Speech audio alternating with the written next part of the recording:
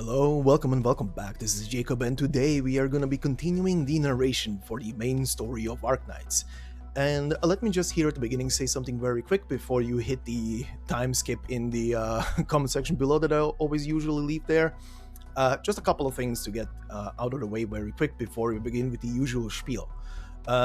Number one, just so I don't sound like a broken record, even though I sometimes feel like I sound because of a certain thing like a broken record, this is the final time where I'm gonna say it is highly recommended that you go and either read yourself or you can watch and listen to it on this channel, the Darknight's memoir side story for the game.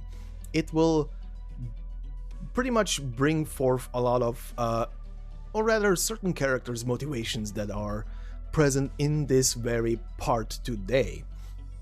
Basically, their acting and why they mean what they mean when they say it will make much more sense once you go through that story.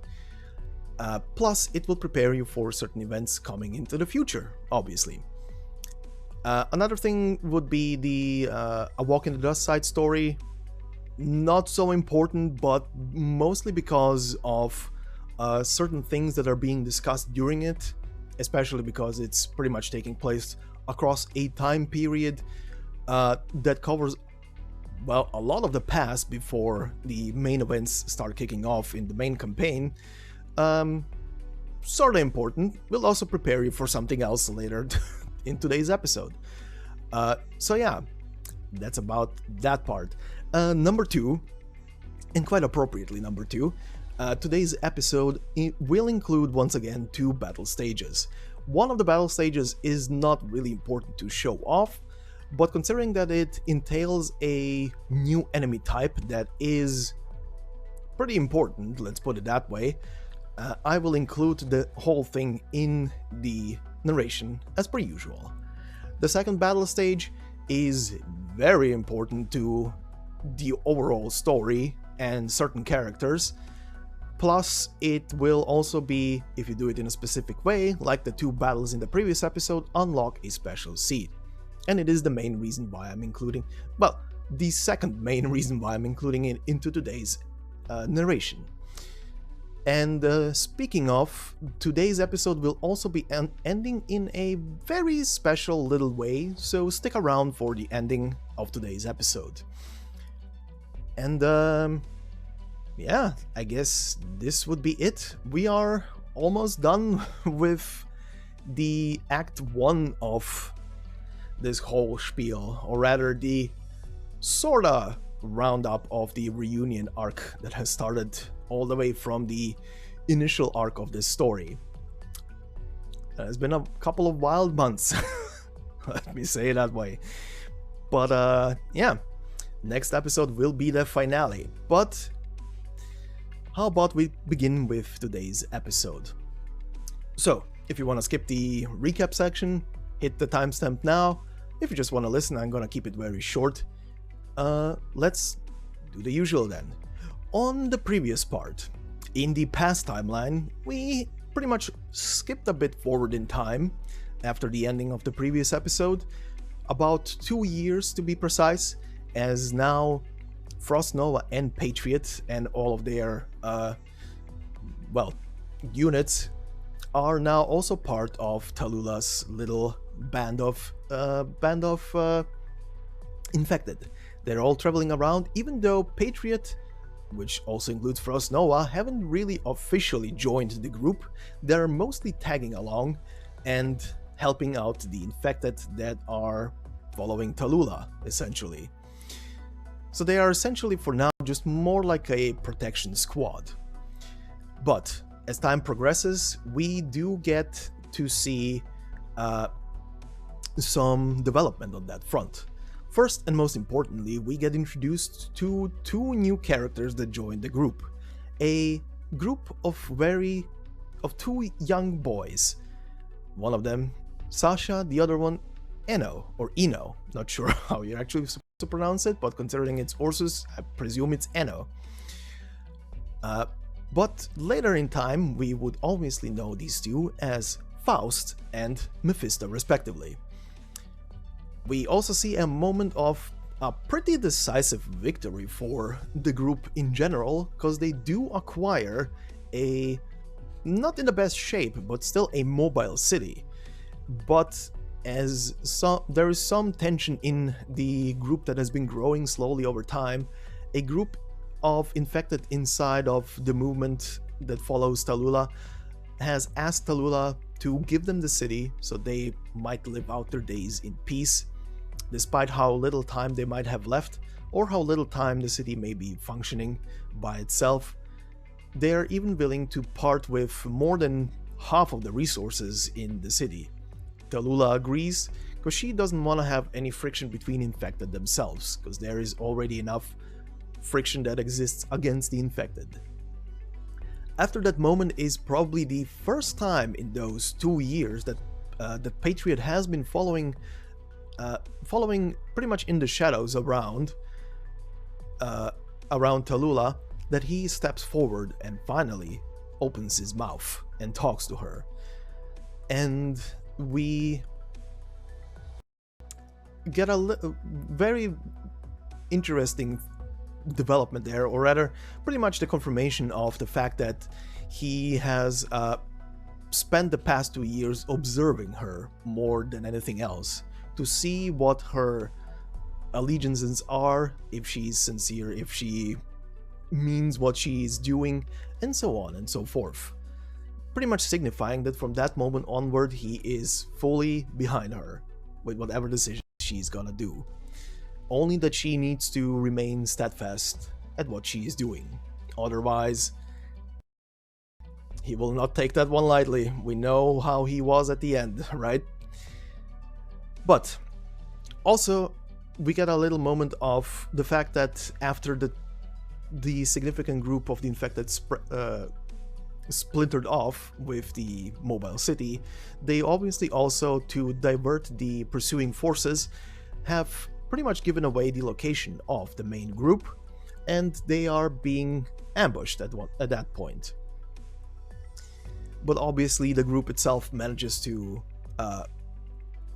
divert, or rather defeat their pursuers, and they are moving on from that point onward. Meanwhile, in the present timeline, we have, well, everything is pretty much continuing still the same way as it was before, with very subtle developments. Number one, on the surface team, aka Amia and Rosmontis, we see that they are trying to hold their position and still secure a foothold at the base of the tower. The shield guards, who are really reluctant about everything else, but they are still following the orders of, as they are calling them, the feline and the cautious, do hold the line before a huge group of infected is swarming towards them, while Rosmontis does pretty much everything she's capable of to keep every single person who is present alive. And by doing so, she secures a hell of a lot of respect from the shield bros, even down to the point where one of them, the very same one who kept calling her a feline the entire time, finally removes her helmet in front of her and shows that he himself is a feline like Rosmontis, which pretty much just shows obviously that Ursa's military or ex-military personnel is not just composed of the Ursa's people. There are people of other races inside of the military, but like he himself admits, the regime that they have to go through to join the military as people of different races is very harsh on them compared to the regular Ursa's folk. But in the meantime, below the city, the group with kal'tsit and the Doctor is still moving onward. They are fighting through the hordes of Mephisto's horde, as they are progressing, and kal'tsit is continuing her monologuing as per usual. And as a final note, Amia has taken a small group of Rhode Island operatives, has left the other groups consisting of Rosmontis, the Shield Guards, Rhode Island's Guard, Faust's crossbowmen, all behind to guard the entrance to the tower, while she and a small group will head towards the top of the tower to link up with Shen. We also get a little flashback with Shen once more, and that's where we pretty much ended up at. So, how about we head into today's episode? So, today's episode will begin on Pardon. Today's episode will begin on stage R8-9, titled Reunited Only to Separate. And the only literal description we get for the whole stage, besides the the stuff present on the stage, is the description of to lose. So, let's begin.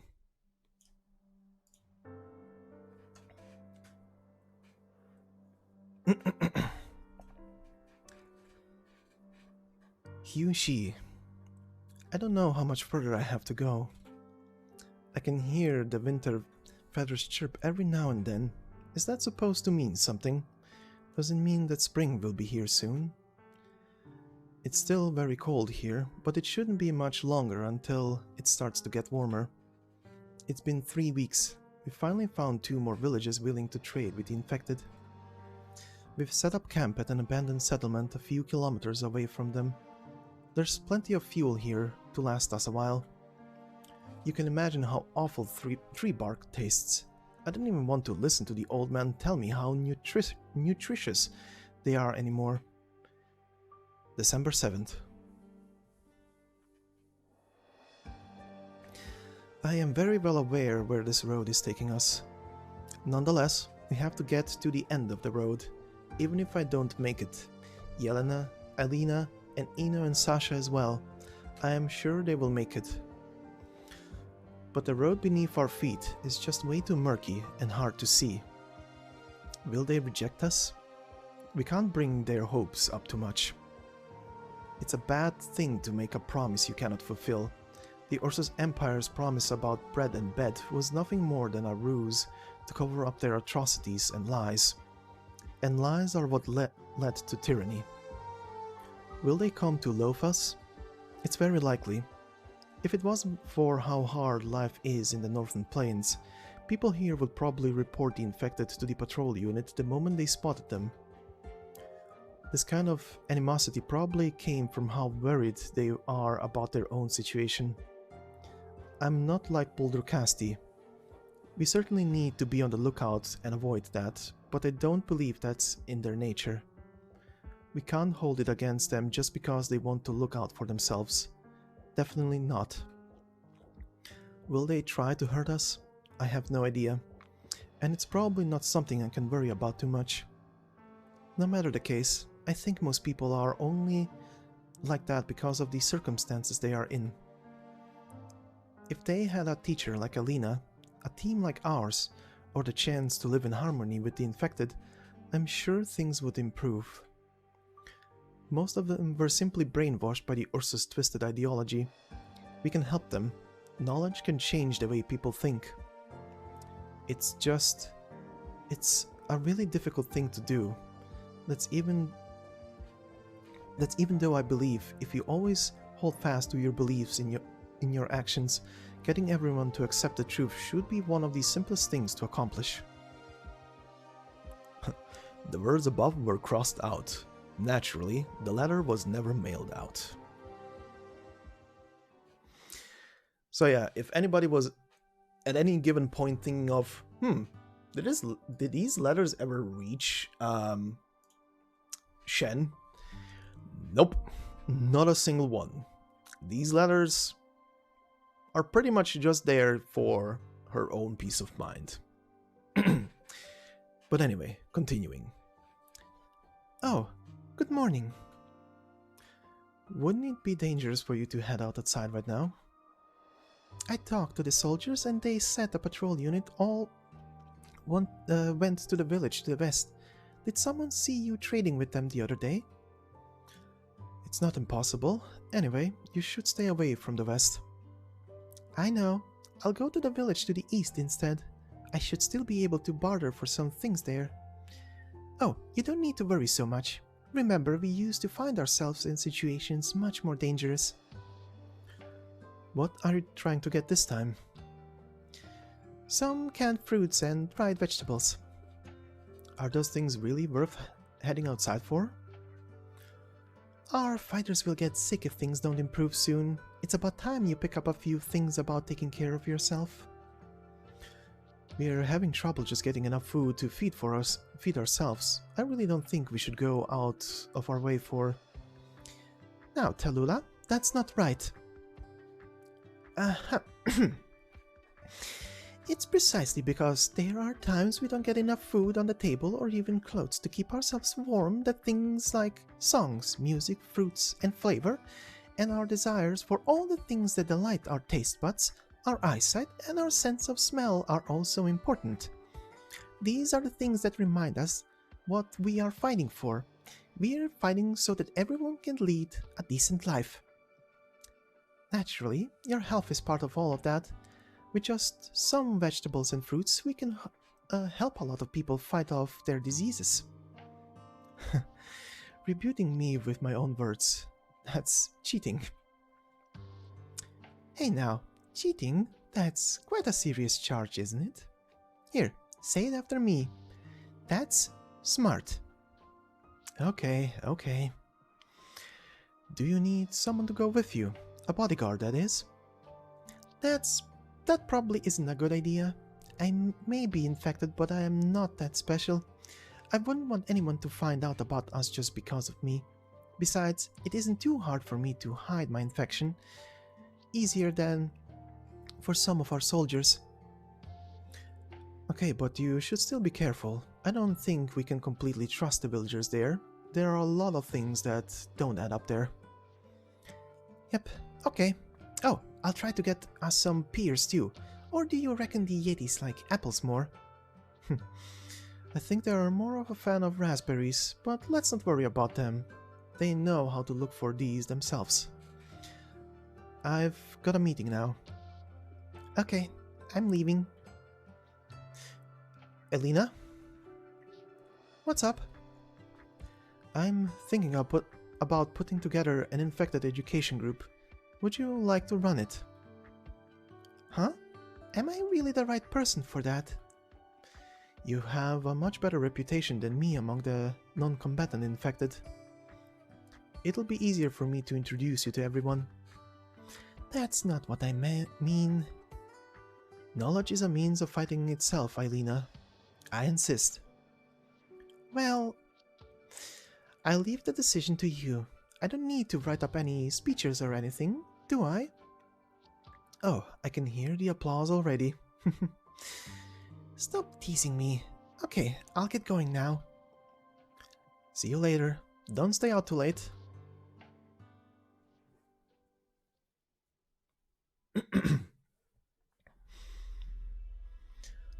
That won't work. We need to hang them. The captain isn't around now, but I know that's what he'd order us to do.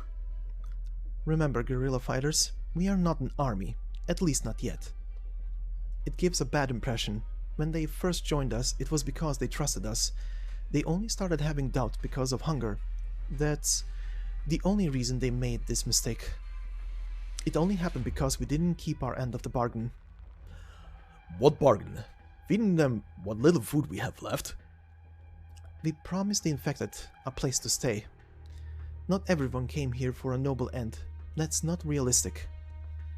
We could have earned even more of their trust if we had the machines exchanged for the provisions sooner. In any case, I cannot accept keeping them on the team. Then let them go. I won't tolerate any excessive violence. Also, give them enough rations for a week before you exile them. Absolutely not. Not even our warriors get that kind of treatment. We're not going to give in on this one. It has nothing to do with achievements or whatever. We simply can't abide by their behavior. Fine. At least don't go overboard with the language. Don't shoot them out too much. We can accept that. Good. No, that the patrols are trying to smoke us out to the west. We can't let them find the group of infected there. That's all the more reason to put these bastards over. Someone's knocking. Come in. Tallulah! It's the patrol unit. They're investigating the village that traded food with us. Should we get out of here? If we leave now, we'll be long gone by the time they find out about us. Draw the patrol unit our way. I'll ambush them somewhere close by. We must let the patrol squad think we're behind it all, even if we have to leave our tracks behind for them to find. Tallulah, think things through again. The 4th Army's sentries are just 10 kilometers away. Once they get word from the patrols about us, they will definitely come after us. If the villagers are pillaged because they gave us a helping hand... No, suppose they didn't. If they come in harm's way because of us, the infected will never find another village willing to trade with us. Then let's take it upon ourselves to keep the news from spreading. That's exactly how word about this gets out. Listen to me, if you try to put a lid on this by killing everyone there, the bodies will become evidence. If you then get rid of their bodies, then the deserted village will be evidence instead. If you want to keep any bad news about us from spreading, then there's only one way to go about it. Don't let anything bad happen in the first place. What we need to do is to widen the path we have ahead of us, not just for ourselves, but also for the descendants of those who are following us down this path. Any questions? No. You have a point. Let's do that. Let's go. Right. What you said now makes sense. Protect all non-combatants and help them evacuate first. We have a tough battle ahead of us. I'll be fighting alongside you, but neither Frostnova nor Patriot are here with us. Remember, one day you may not even have me fighting next to you. But as long as what you are fighting for is just and feasible, then we don't need anyone else by our side. You don't need anyone by your side. Yeah. Let's go.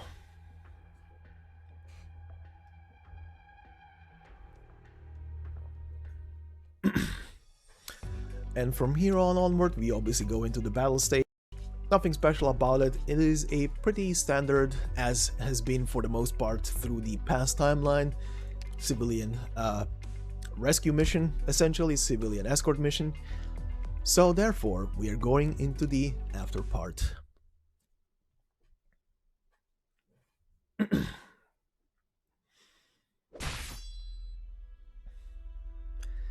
You even defeated the reinforcements. I shouldn't have asked from you, Tallulah.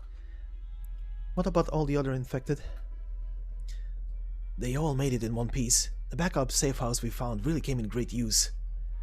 Have you done a head count yet? I did. Some of the kids were crying about how one of their older girls hasn't come back yet. It's sad, but this happens fairly often these days.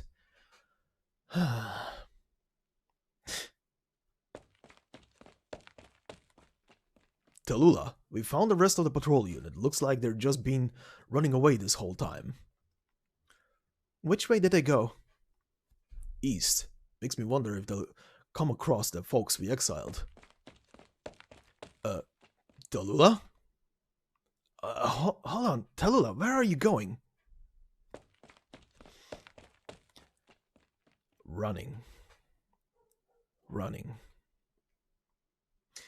Boots soaked in freezing, chilling water. Legs sunk in white, blinding snow. Forgot to use the sleigh. Forgot to use the snowmobile. Melting all the snow. Dashing in the mud. A long trail on the earth. A long trail in the snow. Cold boring into the lungs. Pain piercing into the brain. Running. An endless snow. An endless winter. An endless world.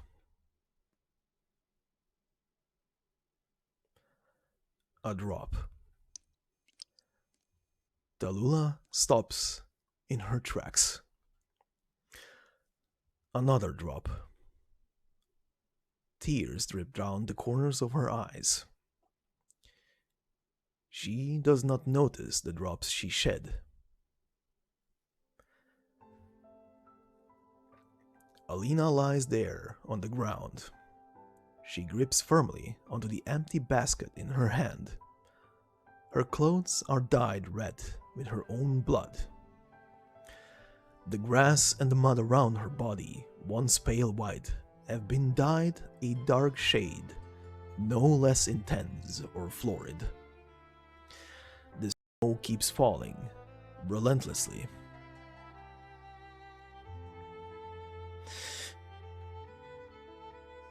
No,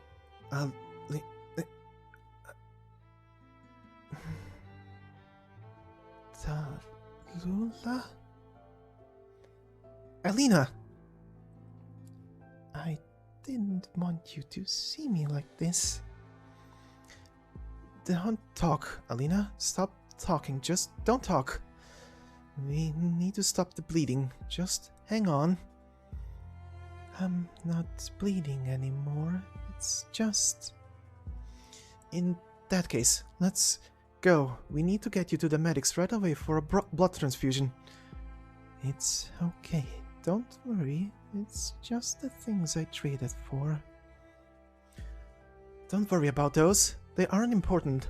Let's head back. I'll take you there.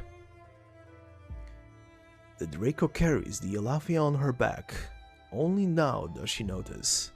This little deer looks so delicate and light, but her weight is so unbearably heavy on her back. As heavy as the weight of this whole world. Stop. I won't. Who did it? Who did it?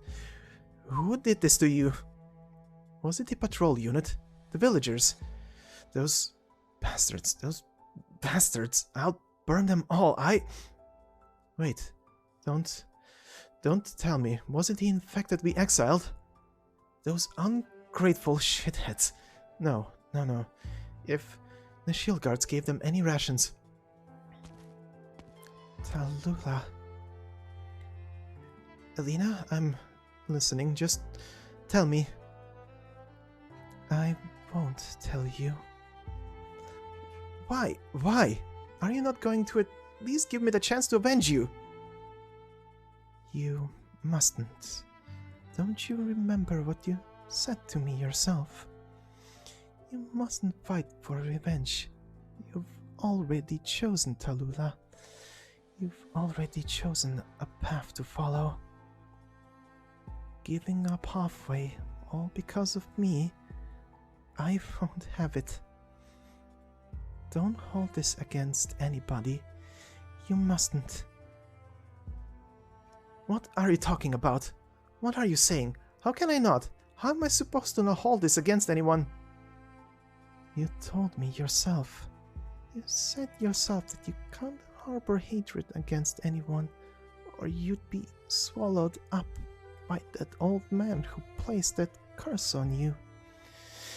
Even if those arts never existed in the first place, wouldn't you still be taken over by all those things that represented who he was? You told me that yourself. Right. But those people, those... You know where they came from and why they did that. You said it yourself. Those people aren't our enemies. Stop, Alina, don't speak. No, Tallulah, everything you said I remember, so you must remember yourself. These aren't the people you need to crush.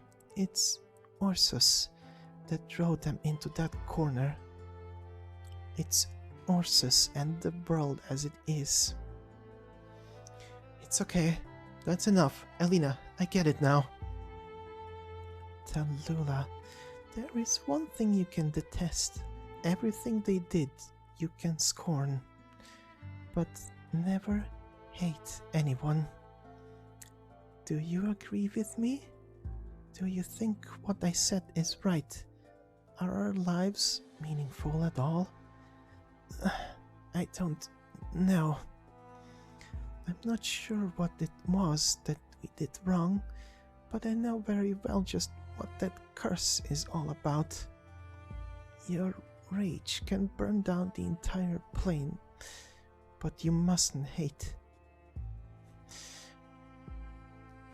Alina. I'm worried, Tallulah. I'm so worried. If I'm not here anymore, you must have Yelena remind you. All this. Alina, stop. Don't go on. I don't want you gone. All you need to be here with me. You, Yelena, Sasha, Eno, all of you. I don't want to lose any of you. Tallulah, but all of us met so that we could part one day. The white-haired Draco keeps trudging on in the cold, endless snowfield. On her back, the Elafia girl trembles away, pausing only to take in deep breaths now and then. Snow drops down from the Elafia's horns. As Tallulah slogs along, the snow-covered trees behind her begin to burn alight in silence. She has unknowingly begun to set her path ablaze. The snowfields before her eyes are vast and endless. On her back, Alina is the only warmth she can feel. Tallulah feels each and every beat of Alina's heart throughout her back, and they grow weaker and weaker by the moment. She wants to scream, she wants to cry, she wants to squeeze everything she feels out of her lungs, as though it could erase all this from her body. But Tallulah stays silent the entire time.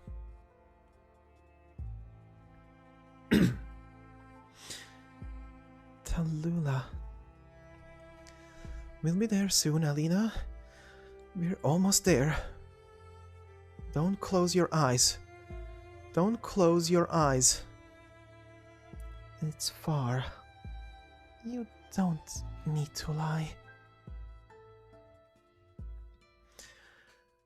The snowstorm is growing. Tallulah? I'm listening, Alina. Tell me, what's the matter? Snow is warmer than I ever imagined. I'm sorry. I still don't have all the things we talked about written down. It's okay. It's okay, Alina. It doesn't matter. The children, Eno in particular, you need to... I'm listening. Go on, Alina. I'm listening. You need to do more than just talk to him. It's getting hot, Tallulah. I don't want to die. I still haven't... Your sister... You must live on.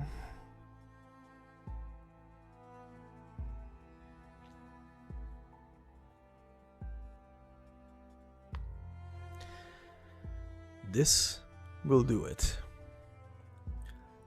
Tallulah will not remember what happens next. She has no memories of anything after that. She melted away each and every last thing she should have remembered, along with the snow. She leaves behind only a trail of flames, and with the exception of Alina, everything behind her is burned away in the inferno of her wake. And Tallulah tracks on in the snow to warn her parting with her dear friend.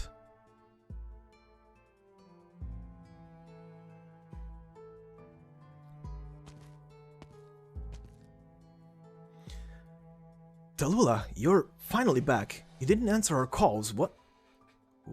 Who's that on your back? She's not breathing. Medic, get over here now. Tallulah, just hang. Tallulah? What? She's walking right by. Where is she going? Tallulah, you may be the leader here, but that doesn't make it any less serious to leave. Wait. Yelena? Let her go. Do you know the poor little girl? Not really. I think she's a teacher at the settlement. Oh, she's a teacher. Poor kids. That's another person they could look up to gone. But why is Tallulah... Everyone has secrets they want to keep to themselves.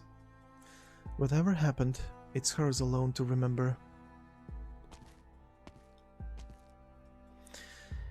With the Alafia still on her back, the Draco walks past the encampment. Their contours slowly begin to blur until they both disappear into the edge of the forest. No one knows what happened after that. They could only watch as the Draco walked into the darkness of the night.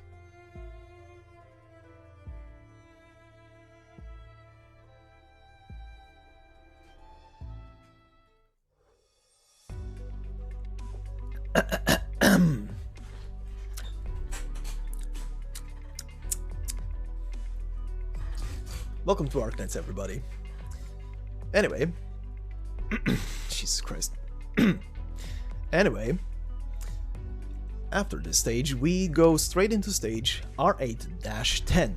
This stage has no story to it.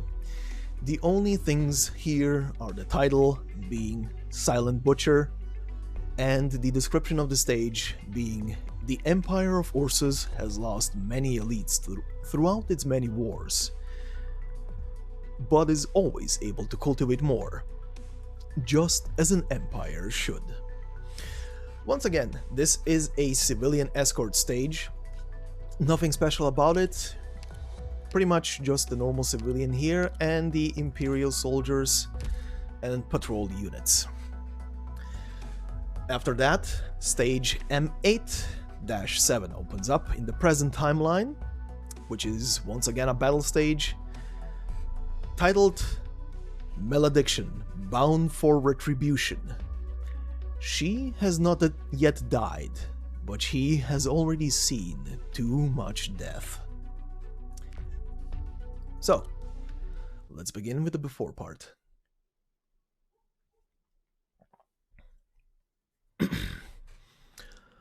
All these corpses have started to rot. They're W's, man. A bunch of mercenary devils. This makes no sense. We haven't done anything to these guys. They were lynched, and clearly they were killed off in secret. When did all of this internal cleanup begin anyway? No idea, but I guess it happened within the last few days. One thing is clear though, Tallulah's been planning this for a long time. Damn it. I can't believe we didn't see through the facade until it was too late. She's really strung us along, that monster. Regardless of whether they willingly obeyed her or not, it was Tallulah who ordered the circus mercenaries to fight us. So is there a point to killing them off? What is she even trying to accomplish? Setting an example? No, I doubt it. No one can threaten even a lone Sarcas, let alone a whole group of them. Yeah, that's right. They do say that the devils will kill whoever that dares threaten them, and if you ask me, the one we have in the gorillas are living proof of that. That makes no sense then. If these guys were killed because they stuck with W, then whose side is W on? Well, maybe you'd like to take a little guess? I just might give you a little something if you get it right. Stop where you are. Put your hands up. Now, let's not be hasty. Keep your weapons to yourselves. Wow, that's a big sword. Now, A new plot from Rhode Island, I presume? W? It was you. You're the one who killed Scout. Is that her? Then I'll avenge Mr. Scout. What are you talking about? Hold on, time out. Wait, kitty, you can kill me all you want, and I'll admit to anything I've done, but I'm not gonna take the fall for something I did not do. And I gotta remind the Rhode Island boy in reunion cosplay over there. Yeah, I can tell it's you. I remember you. Let me make this clear. I'll let you get away. Think about it. What good would it even do for me turning you into the old man? Scout died for Rhode Island. I took his life only because I didn't have a choice. Listen up. He could easily have gotten out of that without so much as a scratch. He just decided to put on a show with me for the reunion folks to keep you and the others alive. You think I wanted to kill him? Forget the fact that he's a Sarcas. You really think I would kill one of the last Sarcas stealth masters left? One of the best elite marksmen out there, and above all, the guy who could have been the next Castle hero? Liar! What are you going off on me for? You little shit, how dare you go off on me? You know what? Now I'll really go off on you. If you were actually as good as you say, you could have killed the Dragon Lady right there, and we'd be dealing with a lot less dead people. Why else would I even kill Scout? Someone I really respected? You think I'm some kind of sellsword, don't you? Sure, I'll tell you. Yes, I am. It's true. But unlike you guys, I rank people by their worth. Scout was, and listen up. To me, he was more than anyone else. Even back in Babel. He was more worth, pardon. I'd even say he's worth more than me. So, let me ask you again. What is it about you that's actually worth of his sacrifice? Huh? You...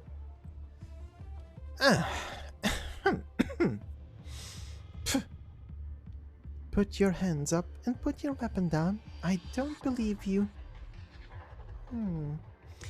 Look, I count myself plenty lucky that I wasn't burned to a crisp by Tallulah or pinned against the wall and crushed to death by that monster kal'tsit carries around. So, I seriously mean it. Can't you just leave me alone? Having the bigger gun doesn't make what you say more righteous. Otherwise, I'd be the just about most righteous person here.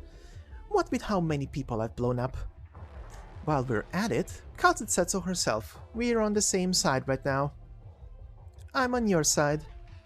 I even have a recording right here. Wanna take a listen? Why are you in such a rush? Huh? What? Kid, do you read minds or something? Then how come you still don't believe me? Of course I'm in a rush. If I don't kill Tallulah soon, everyone I care about is gonna die. These Sarcas mercenaries have a fatal flaw. They don't ever give the situation any thought unless they're out to kill someone. Tell them to do something and they'll do it. No questions asked. They don't care about themselves, and they don't care about other people's lives at all, let alone their own. My point is, if I don't go fetch them soon, they'll be all dead. You can convince them. Let's save that till Tallulah's dead. Alright, you've wasted enough of my time already. Move aside, will you? You, let me say just one thing. Make his death mean something. Do I really have that right? You do. Yeah, you do. You're still around because of everything my old pals did. Fine, enough. Rosmontes, let her go. You mean she's telling the truth? She protected Amia and everyone else. Trust me, and trust her this once. Just this once. Okay. So, I'm good to go? Scram. Don't ever let me see you again. Don't ever let me see you again. Well, thanks, and don't worry. If I screw this up, you sure as hell won't ever see me again. So, looks like they're fine with it. What do you say, gorillas? The Captain told us, you can't be trusted. I think the old boy's right. I've told way too many lies. Truths too. It's definitely not easy to pick anything meaningful out of my words. I can't do anything about the way you guys see me, right? But no one wants to blow her up more than I do. I can promise you that. I'll also say this. You should stop staring at other people's backs so much. You don't get it. You have no idea just what went down with the devils. You have no idea what my mercenaries died for, so don't you dare look at me like that. Huh. Did you people give that dragon lady that look too? Going by your wounds, I can see you've already fought Tallulah. Well, look at the eyes on this guy. Only took you about 10 minutes. That's right, I fought her, and I lost. You're pretty heavily injured, and had your ass handed to you. And what are you even hoping to accomplish? I'm alive. That's good enough. If the Rhode Island bunny can't deal with her, then I'll give it another go and blow Tallulah up again. You don't stand a chance against her. If you want to die, suit yourself. We won't get in the way. Buddy, I know how to take detours. You know I do. I certainly didn't expect to see you guys running around with Rhode Island, but I actually went out of my way to come to meet you here. I'm here to save your lives. Have you seen the bodies of my poor brothers strewn all around the ground here? Take a good look. My brothers, there's more than just civilians and reunion folks left in the city. The Ursa soldiers are wearing our clothes. We've come across them already, and we are more than ready. Seriously? Go climb a tree. I'm just trying to tell you the truth, and you know I don't do that often. You better not be ready to die. If Tallulah's doing all this, she certainly doesn't give a damn about reunion at all. She wants reunion to die right here. Anyway, this is where we say our goodbyes. If luck's on our side, we'll all be still alive when this is over. And if you don't believe me, then believe in your own luck by all means. So, let's all hope it's good.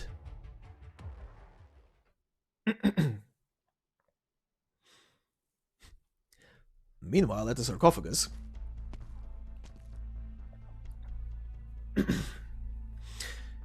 we're almost at our sarcophagus core. Are you worried about something? I'm worried I won't be able to protect you. Actually, Doctor, there will come a day I won't be able to protect you. First, there's simply far more factions than anticipated fighting against each other. Their penchant for violence is no less destructive than the catastrophes, and not only will that present unexpected problems, it will also bring with it deaths that we simply could not have anticipated. Even if we knew everything, it doesn't necessarily mean we would be able to change everything. It's precisely this that gave rise to so many tragedies, and it's also the beginning of many journeys. Secondly, Doctor, are you really worthy of my protection? Another one of your riddles? I'm just putting on some pressure with information asymmetry. Of course, Kal'tsit will bite if it comes down to it. But if I just handed you the answer, it only make you be even more suspicious of the truth. You have to either fight for the truth yourself or wait for the answer to reveal itself. The herd. Where are you going? Home? Home? One thing is clear. All the Sarcophagus mercenaries in the core have turned. All operators, switch your self-cleansing devices on. Protect yourself before you try to protect anyone else. Amia, are you really going to carry the burden of this unfortunate race's fate?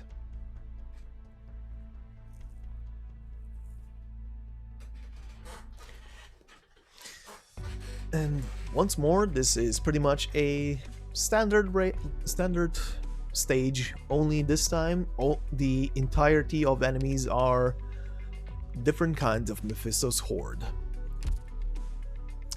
So we continue with the after part.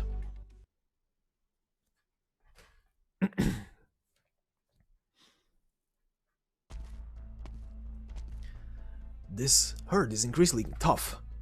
Not only do these mutant Sarcophagus infected have much more better healing capabilities than normal possessed infected, they are much more intelligent too. But that still doesn't give us a way to actually talk to them. They all seem so strange, like they're all in some place else. Not only that, mutation is an accident waiting to happen. The crystals form way too fast. The concentration of crystal dust in the air is the highest right here. That probably means that whoever is controlling the herd here has most likely taken over the sarcophagus of the Chernobyl core city already. Things are always happening in places we don't have our eyes on. I really can't even begin to imagine what we'll be facing from here on out. I don't mind getting an earful for this, Doctor, but I have to say this. This is way too difficult. What are we doing? It might just be suicide, and most importantly, I really don't think we have what it takes to save the city and Loman. Regardless, there are still things we need to do. Chard, if memory serves, you have a family, don't you? I'm surprised you remember, Doctor. You got one detail wrong, though. My wife and daughter don't care about me anymore, so I don't really have one. Chard, have you ever thought about seeing them and starting living with them once again? I dreamt about it. The first step to turning your dreams into reality is to give yourself a chance to dream. Stopping Chernobyl isn't going to make life any harder for the infected.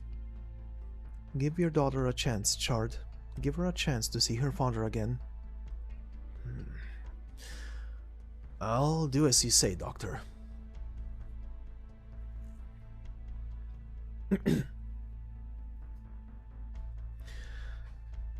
You're just taking him for a ride. What I said may have been a lie. I don't think the world is going to become a better place overnight, and there's basically no way the infected will get to go back to their previous lives. But what I said could also be the truth. Suppose we leave this place right now. He will never have the chance to see his daughter again, regardless of whether his family or he himself die of the causes in the events that will transpire. And suppose we aren't able to solve the problem we are facing right now, most broader academic research will forever remain theories and nothing more. The success of those who put in the work is what gives us the right to continue. There are countless people trying to revolutionize the system for the infected, but all it takes is one failure, and not only will they forever lose the right to try that, they will never again have that opportunity. If you need a more suitable metaphor, consider the concept life. Each time a major operation ends in success, we live to see another day. On the other hand, failure means death. There is no such thing as coming back from the dead in science. We only have one chance to save our lives. We will come to face many disasters, and it will be the end of us each time an accident happens. That's both ourselves individually or Rhode Island as a whole. Disasters like Chernobyl are bound to happen again and again. If we fail to solve a problem like that even once, we will die. On one hand, we have to stop the disaster before it catches up and overwhelms all of us. On the other hand, we need to save ourselves from within the storm. I'm not singing Rhode Island's praises, not too much at least. It's just, right here, right now, this is a problem that only we can handle. Most of us only get to live once. Once our lives are lost, it's gone forever. You mean there are people who get to live several lives? That's not really what I'm trying to say. What I mean is that there are people who haven't ever treasured their own lives. There are a lot of people who have never been around anything normal ever since they were born. Twisted places will only bear twisted fruits. The reason there is so much malice in Chernobyl is precisely because there has always been malice not kept in check there. Malice, or more precisely, all those chains of malice aren't going to disappear on their own. Each destruction, each killing might only have been caused by a modicum of desire. In a lawless land, barbarism is simply left to breed rampantly on its own, and that is how it becomes the law of the land. And this kind of law is much stronger than a law you'd find in the cities. It's simply indestructible. That's violence. The violence that flows in our blood veins comes from the paths of us left untamed by civilization. Listen, did you hear that? Singing? How peculiar. Originium arts don't usually interfere with my senses at all. All operators, put in your protective equipment. Doctor, something terrible might be happening.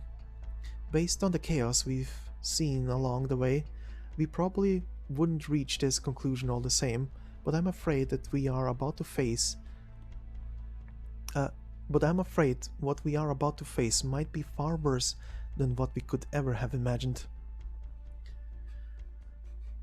Has it ever gone any other way? I wouldn't say it's always a foregone conclusion. Perhaps someone has placed a curse on either of us or the city.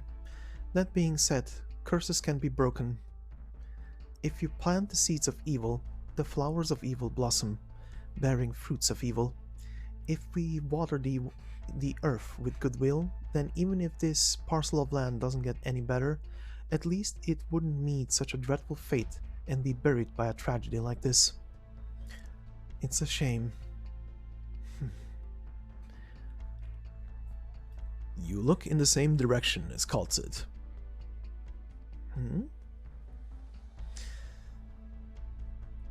It's a shame that, as far as I know, evil is a vicious cycle that will only breed even worse malice, and fate is rarely kind to those who are kind at heart. I can't allow you to bring about yet another nightmare, infected.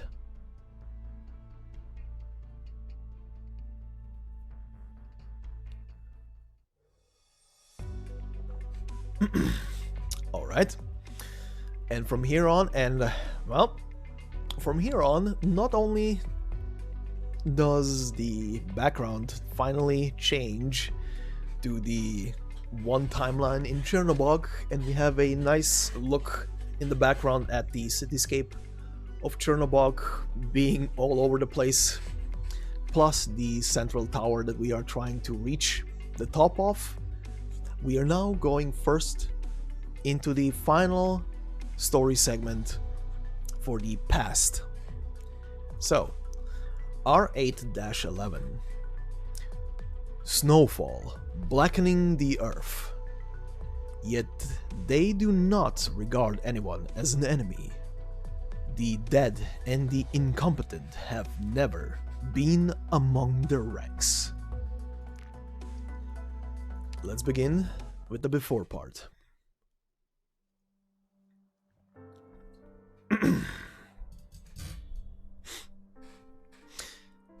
Yushi, the snow hasn't melted, and spring hasn't come. It feels like this next spring is never going to arrive. Each time I lift my head up to see the candlelight, I just cannot help but to reach my hand out to put it out, only to light it up anew in the darkness. Please go away soon, winter. If you don't go away soon, we'll be buried by all this snow. Please, I beg of you. February 21st.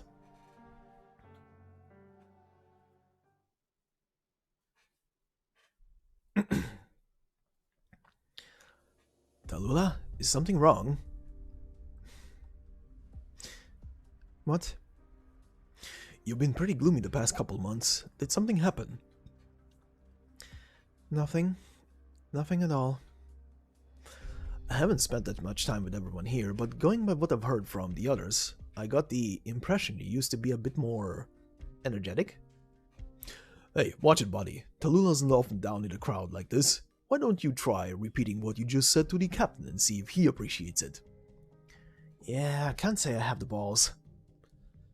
Patriot isn't as scary as it sounds. The shield guards are all like this. Don't let it get to you. He just hasn't been talking much because of his throat problems lately, and his silence can be intimidating. As for how I'm doing, don't worry. Yeah, I just have a lot going on in my mind. Our team is getting closer and closer to the Ursa cities, and there's a lot we need to thrash out. I probably gave you that impression because I've been really trying to rack my brain. Yeah, you're right. We're running low on provisions and we don't have enough manpower. If this goes on, we aren't going to last much longer. That's right, and that's why we need to pay extra attention to what all of those outside forces are up to. First of all, we need to make contact with the local infected group and diaspora as soon as we can. And aside from that, there are bound to be people trying to track us down. If we take even one wrong step and fall into their trap, all of us will have end up in a snowy grave. That doesn't sound good. Of course it doesn't, but as long as we plan our route carefully, we won't find ourselves in that situation. So that's why the most important task we have at hand is to minimize our losses. Breaking up our teams might conceal our movement better, but then communications will become a problem. Oh, right, we can't use those comms we took from the Ursas. We don't have their transmitters. This will put our liaisons and recon units in unnecessary danger. It's a drain on resources to train someone to use the guerrillas' code words. If we want to distribute whole sets of comms to everyone, we'll need to get our hands on the prototype somehow. Tallulah! Our recon teams were ambushed! That's nothing. Why do you need her to clean you? Shut up, this is nothing like what we faced. Poor bastard fell all before any of us even figured out who the enemy was. They pinpointed our recon casters and ambushed him with exact precision. We've never seen anything like that from the patrol units.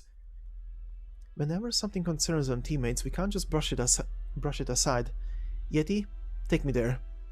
Shield Guard, we might have encountered an Ursa's army platoon. Come with me. Yes, ma'am.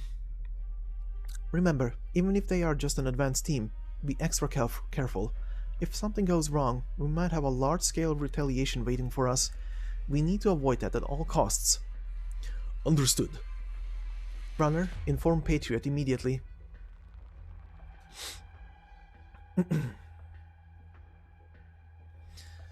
Tell Frostnova right away. Kondrasha, you... Hang in there, Yeti. What just happened? Quick, set him down here. Take that goddamn spear out. What's going on? That black spear grew out of his body? No, it can't be. The Empire's monsters. What are they doing here?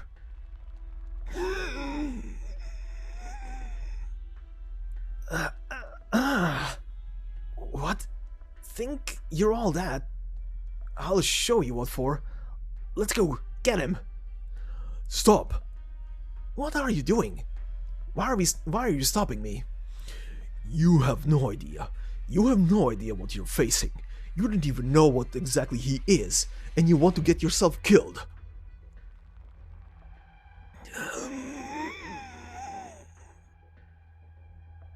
What are you so freaked out for? We've got this many people on our side. The shield guard smashes his shield into the ground. Do you want to get yourself killed? That's the goddamn Ursa's Royal Guard.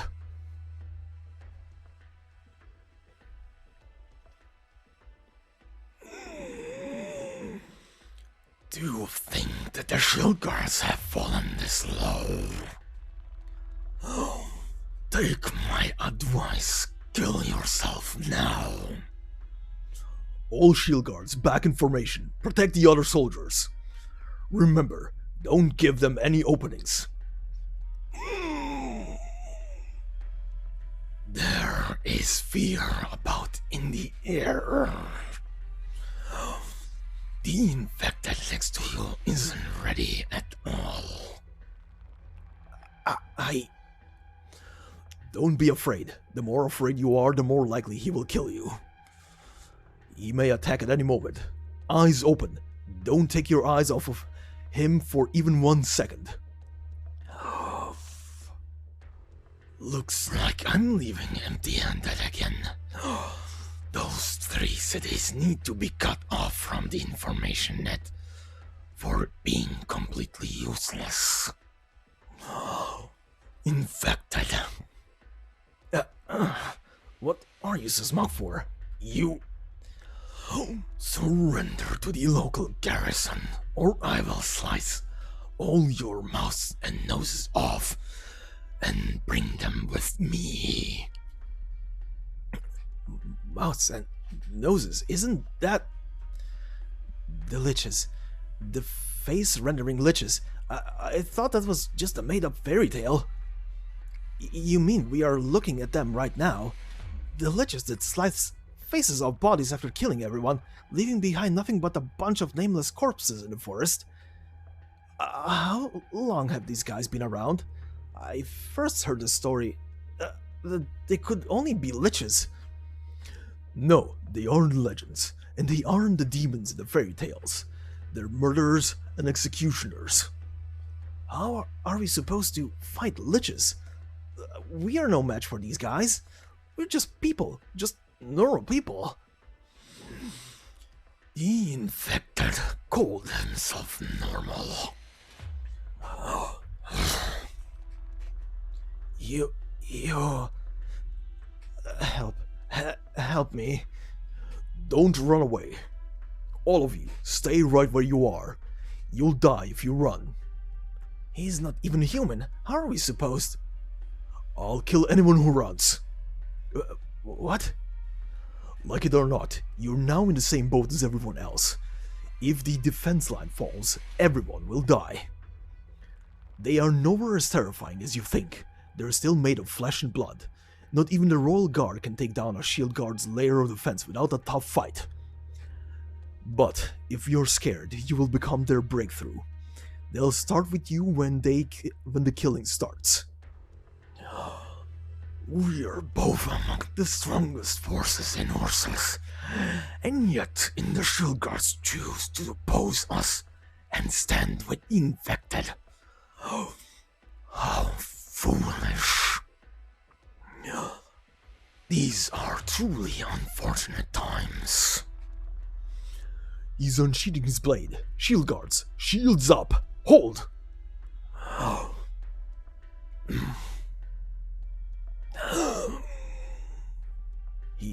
He's not attacking. Something is burning. I can smell it.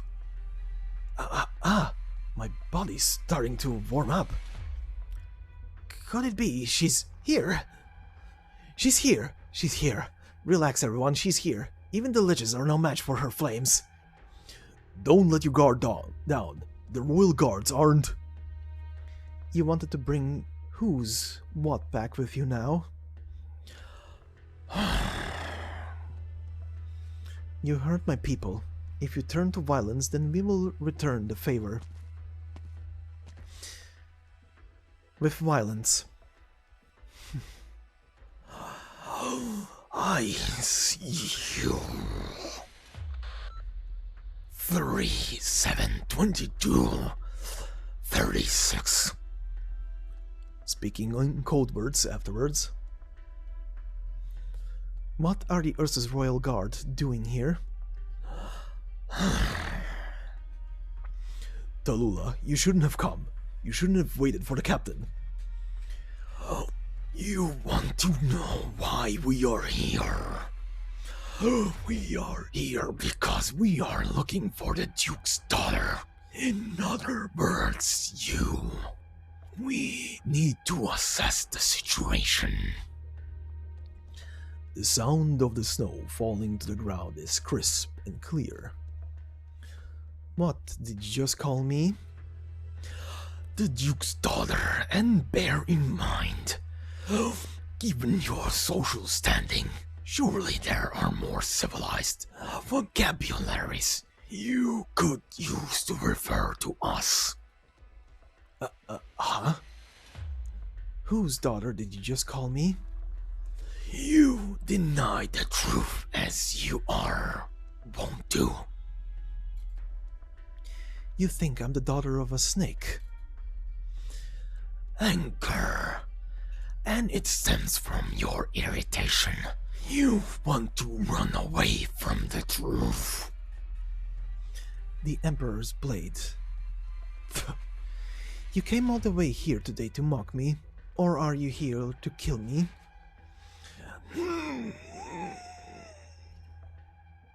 Protect Tallulah. My brothers, the royal guards may be fierce, but there's only one of them. We have Tallulah leading the charge, and we'll hold the line. With the rest of you supporting us, we'll definitely... My infected brothers? The Duke's daughter? What is he talking about? You didn't tell them who you are. Is this part of your plan?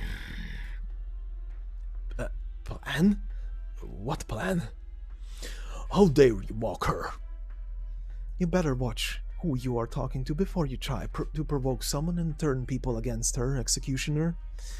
My identity has nothing to do with the goal we are working toward here. You can only turn on one against another if there exists true trust between them in the first place. I doubt there is any trust between you and the rest of them. I can only surmise you believe the trust they have for you will remain unscathed, even after they come to know who you really are. All that coming from a masked villain that carries out covert massacres at the Ursus Empire's behest. I'm afraid no one here needs to be criticized by your kind. Your words are strong and confident. If this is as you expected, very well.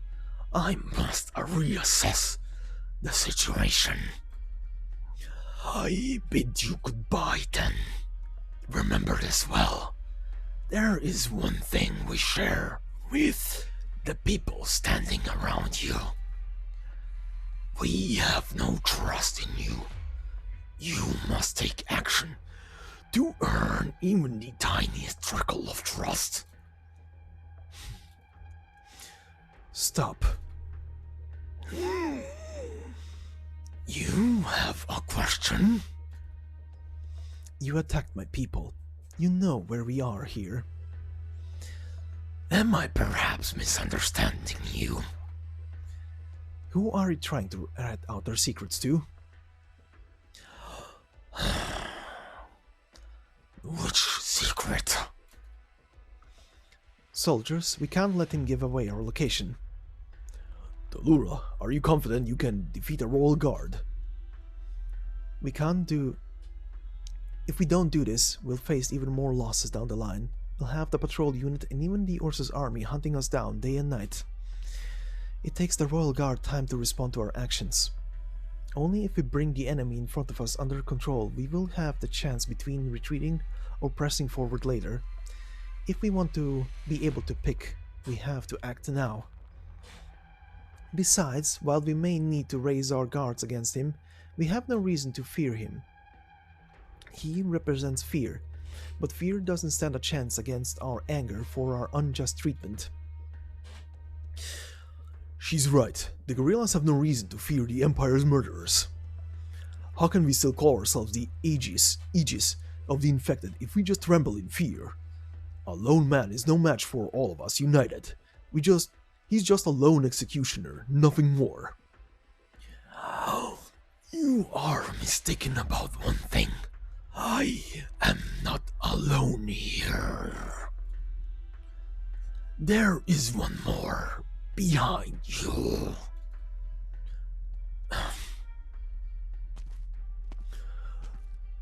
love this picture, by the way. A figure wearing a large overcoat stands solemnly on the path Tallulah just took. Each and every flake of white snow falling from the grey sky above abruptly turns black as it lands on his coat, before disintegrating and scattering across the ground as ashes.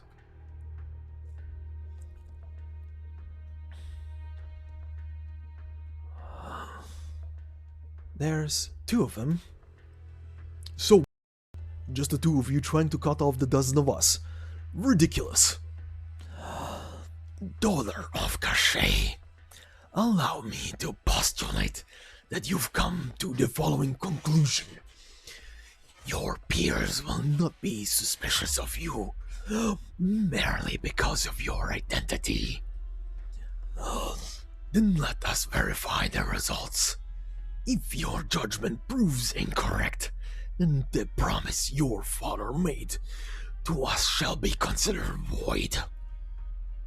What is he talking about? What are you people daydreaming about? Snap out of it. They're not just after Tallulah. What? Do you think these murderers will just let the rest of us go once she's dead? Protect Tallulah. No, protect the soldiers. First, push them back. After that, secure a way out. Finally, protect yourselves. Don't think too hard about it all right now. Just do everything you can to stay alive. After all, there is nothing we can do if we aren't alive. If they kill us here, it will all be over.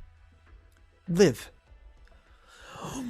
What you said could not be more different than how your father would see it. I am afraid you may only prove to be a disappointment. Leader of the Northern Tundra Infected. I am not a leader. I'm just an infected. I have no reason to impress you.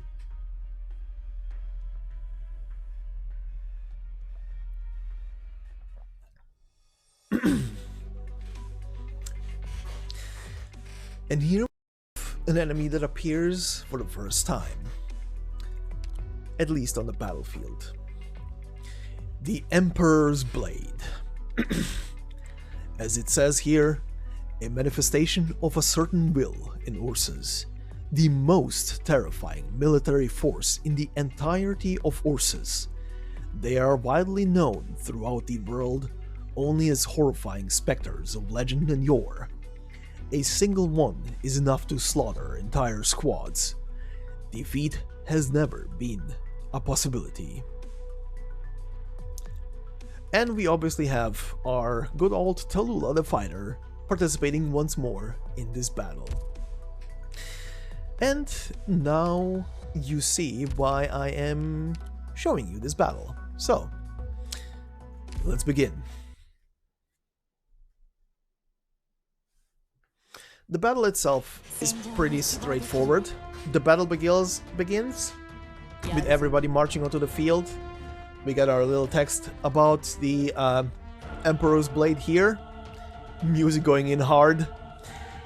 And it says here, 2 fearsome specters, clad in uniform, observing Tallulah with keen interest. Permanently applies Weaken to Tallulah the fighter, greatly reducing defense and resistance. So to just give you an explanation, and then I will let the stage run itself. The stage is very simple. Tallulah will at the beginning slowly start moving forward. She will get debuffed by these 2 assholes. The assholes themselves, as you can see, have these swirls around them, signifying they are invulnerable to anything, meaning you cannot hit them, or even if you can hit them, you cannot damage them, and therefore they are not a target in this predicament. The only thing they will do is debuff Tallulah, and then they will move away to, as it suggests, observe the battle itself. So, let me let the stage run while I give my voice a little bit of rest.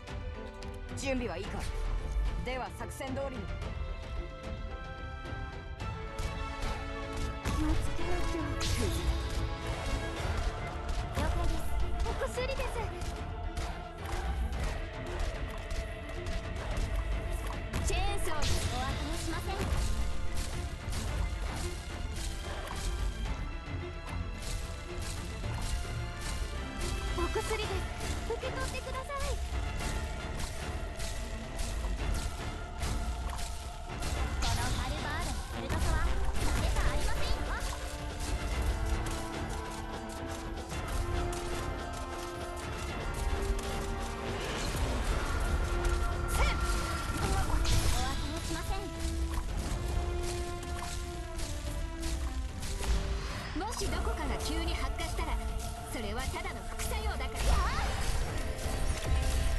大丈夫、治ります。経験だけに頼るものじゃないんです。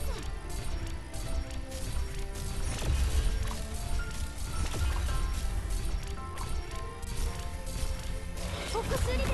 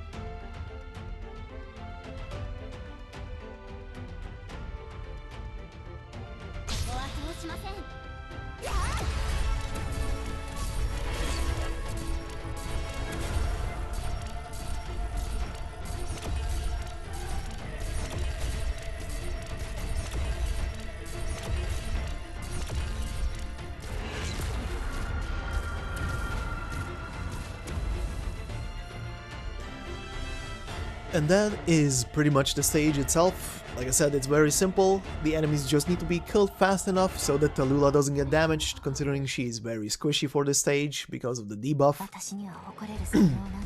And then she just walks through the gates, and that is pretty much it.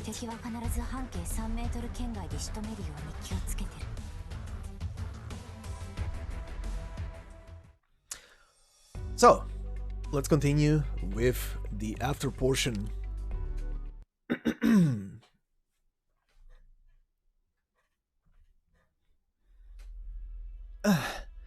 Get the hell away.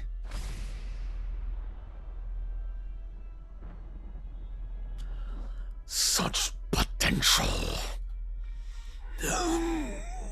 I should take my hat off to you. Alas, I forgot to bring my cap with me today. They at least have humor. It's pointless to keep fighting. We are merely protectors of horses. You may take your men with you. Live on as the protectors of these infected if that is your wish. Let us take what we must to realize our respective goals. I find that reasonable. You call yourself a protector, but who did you even protect? All nations have men who call themselves protectors. There are many things that need to be protected, and also far too many men who call themselves protectors. Most of them are corrupt and incompetent, yet the rest of us excel precisely because of the things we protect. We are protecting Ursus's future. You think that will cover up everything you've done? You've committed more crimes than anyone can. You drove Simok City into the lakes, and not even a single person got out of that Elafia village. I can name all the atrocities you've committed one by one and let the whole world know all about what you've done. And you dare to brag to me about your country's will? Your foolishness will one day be cruelty, will one day be crushed by reality.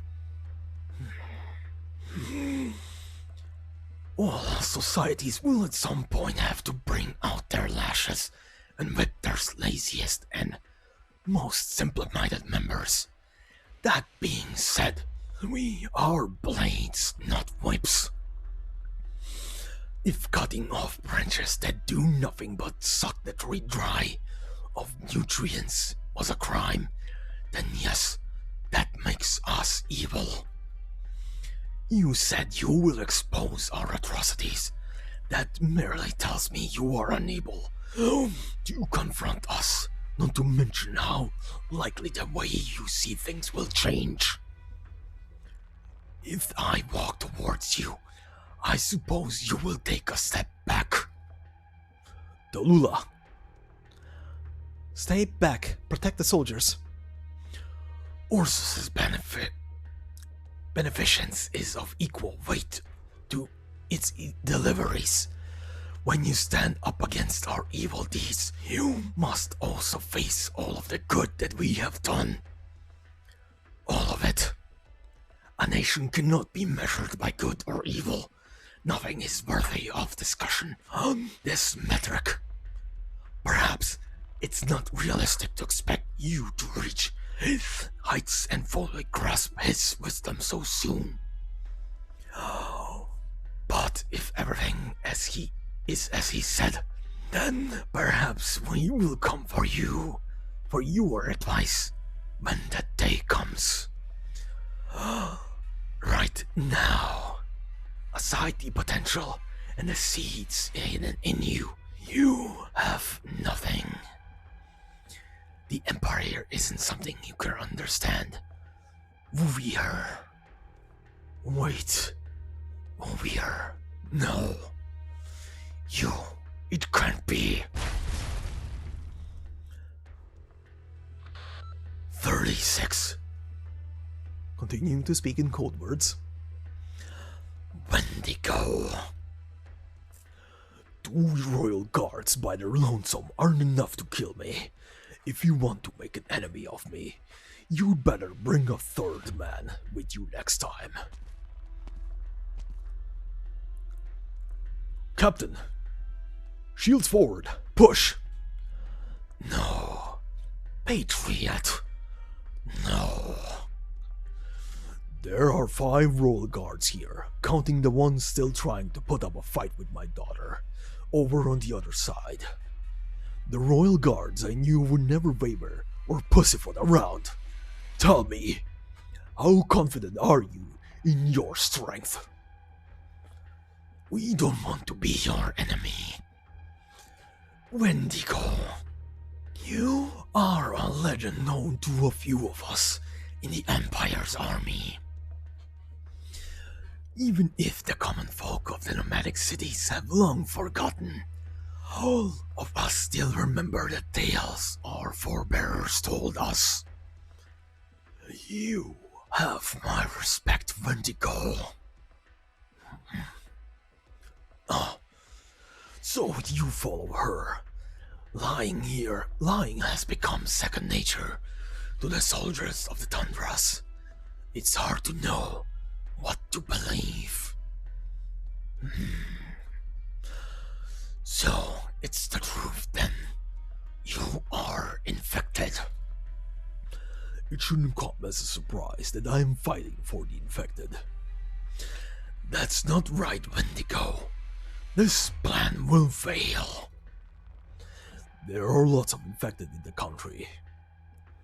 Fantasies do not come true just because more people come to believe in them.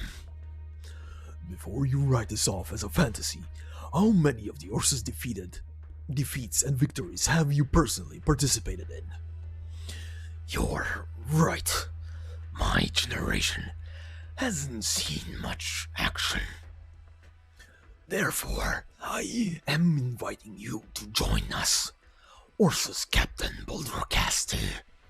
I ask you to come with us. Ursus needs you. What's that? What? Having fought under the command of the last emperor for over 100 years, surely you must remember Ursus's greatness in those times. Was it a prosperous and marvelous era? Everyone united under the banner of Ursus regardless of race, and they all fought for its future. Enemies far and wide fell to our blades and cannot fire, and we stood undefeated in the battlefield. I am far from the only one who wishes to return to those glorious times. All of us want to see again an era when all men are brothers and share the same deep hatred for their enemies. We can bring all those greedy countries to part with the lands they stole and give the downtrodden the chance to regain their dignity under the glory of Ursus. We conquer. Ooh, pardon. Not to annihilate, but to rebuild. We gave this world a new lease of life. Let us build that era, with all people united, facing all the storms that come our way together. I do believe it's far better than having your days on the tundra toiling away. Try saying that to the Ursus folk who toil so oppressed they can't lift up their heads. No one has it easy. Such is the cruelty of the time we live in. Life is difficult for Ursus citizens as well. The lack of orders, the loss of power, and the destruction of morals. These are all mistakes. These are the mistakes that ruined Ursus, and we know where the problems lies. We can fix these problems. Nonsense. You may ask your leader and see if he believes us. You... Poldracasti, we can set Ursus on the right path. You've got one thing wrong. I am not the leader. Not anymore. She is the leader. Ask her if she believes any of that.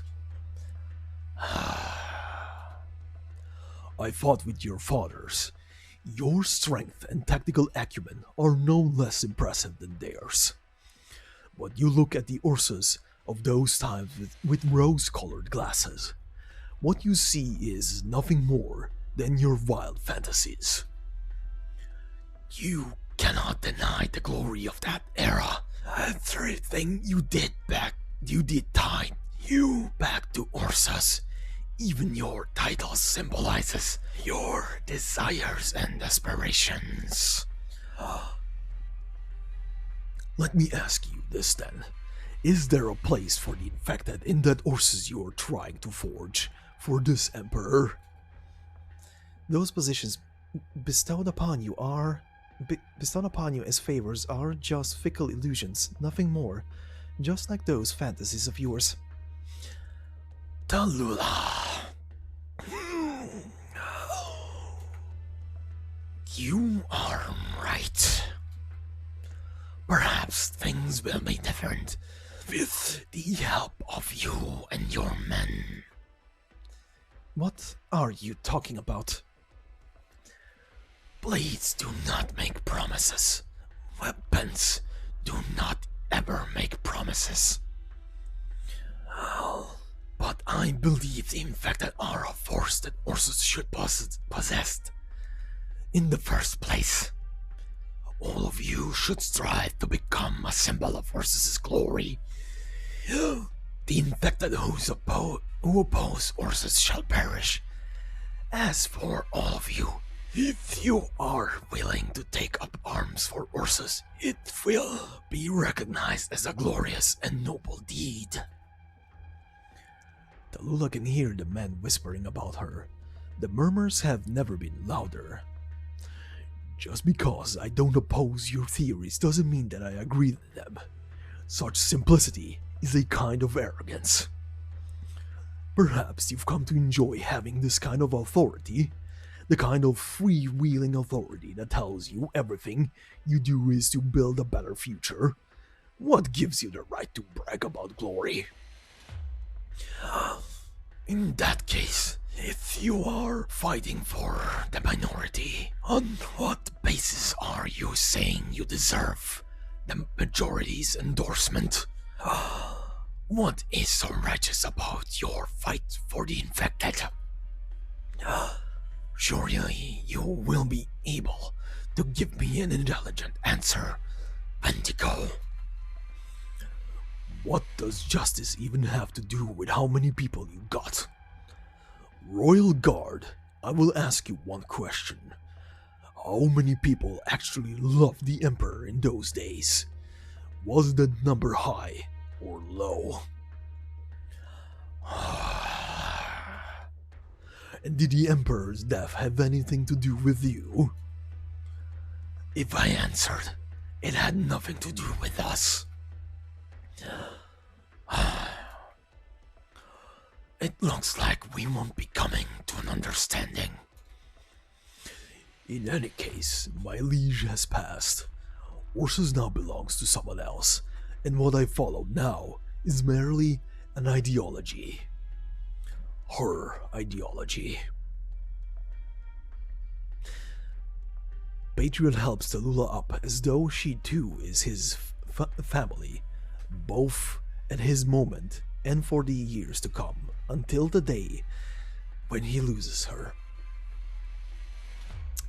I want to point now out something, and this is probably the best indicator to the height of this man. Now, definitely in the anime, once he shows up, we will be able to pretty well gauge how much towering above everyone else he will be. But I want to point out here, according to Tallulah's wiki page, Tallulah is about 178 centimeters tall. Now, I'm saying this here, she is a bit hunched forward, but so is Patriot, who is helping her to stand up. Now, let's just round things up and say she is standing up properly, and round the number up to 180 centimeters, aka 1.8 meters. This big boy is about twice as tall as Tallulah, meaning that we are looking at a person who is about 2.60 meters tall, or 260 centimeters. You can punch those numbers into a tool to translate it into feet if you want to, if it's easier for you to understand that way, but regardless, this is a tall boy. This is a very tall boy, and I have questions if actually all Wendigos, or rather male Wendigos at least, are as tall as Buldrocasti is. Because holy fuck. Anyway, pardon here. Continuing.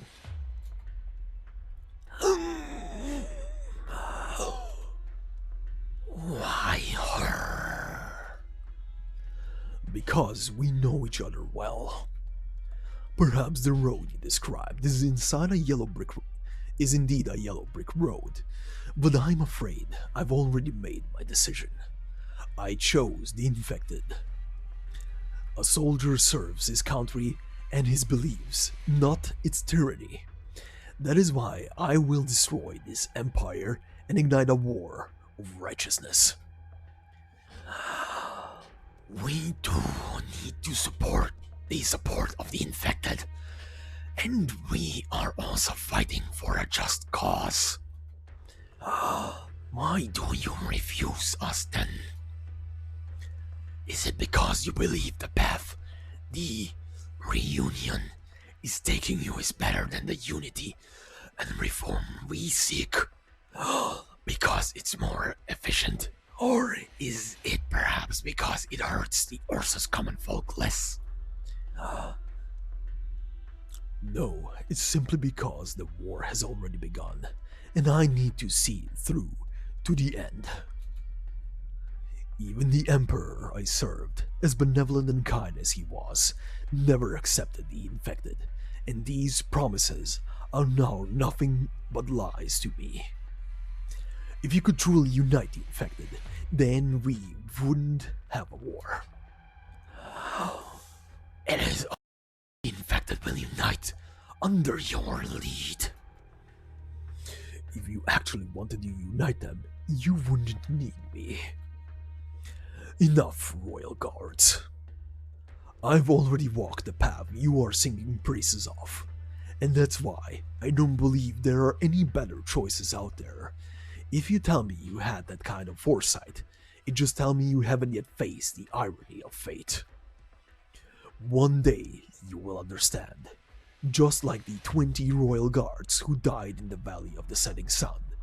They were killed in the tundras and at the hands of foes of other races.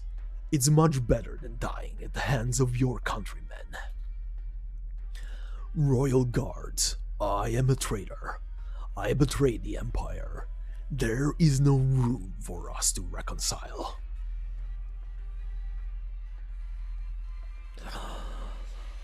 A declaration is nothing more than that. A declaration. Even if that is what you believe, Wendigo, what about the people standing behind you? Will they trust her as much as you do? Even if they revere your might and your honesty, will you assume them? How will you assure them they are not just worshipping a powerful idol? Is an evil idol able to shelter them better? Or is an idol who lets herself be trampled upon more preferable? I hope you aren't trying to use the former as a metaphor for someone who I respect. Reality is far colder than the flores of the northwestern tundra. Wendigo, once you lose power, you'll find yourself at the mercy of those who are capable. And the first ones to make that move might not be your enemies. Perhaps they know not who Cache is, but they know what a duke is. And they know that Duke's daughter will one day become the Duchess. The people around you are not like how you see them. Her strength will one day come to rival yours. She will be no less resourceful, and her cunning will be on another level. I take it you are complimenting her? No, Wendigo, no. You haven't been an Orso citizen long enough. You don't understand. I am talking about Cache. Just because one inherits the knowledge of corruption doesn't mean they too will fall to it. The footmarks she left on the tundras is proof that she won't meet the same fate as the old snake.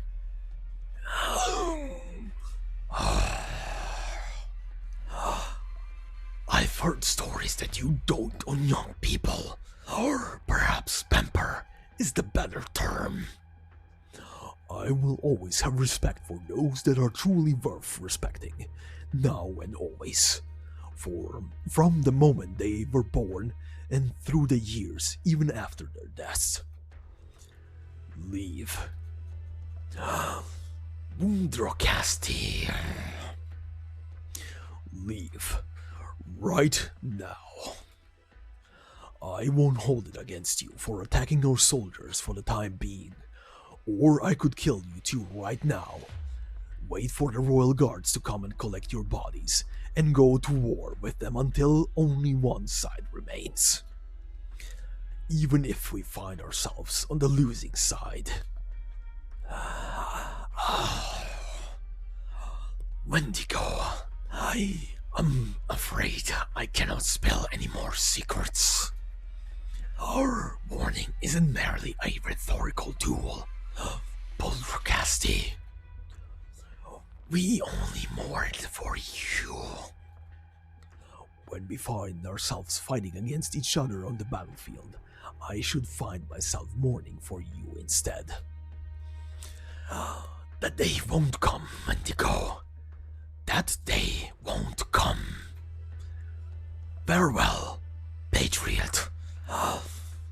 This day has been unfruitful. How regretful.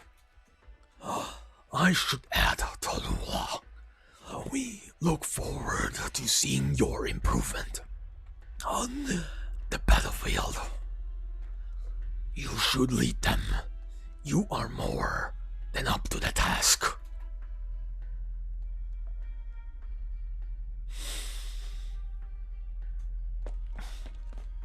Daddy? Yelena. We fought them off, together with the Yetis. We fought off them, but did they retreat on purpose? Was there 5 of them altogether?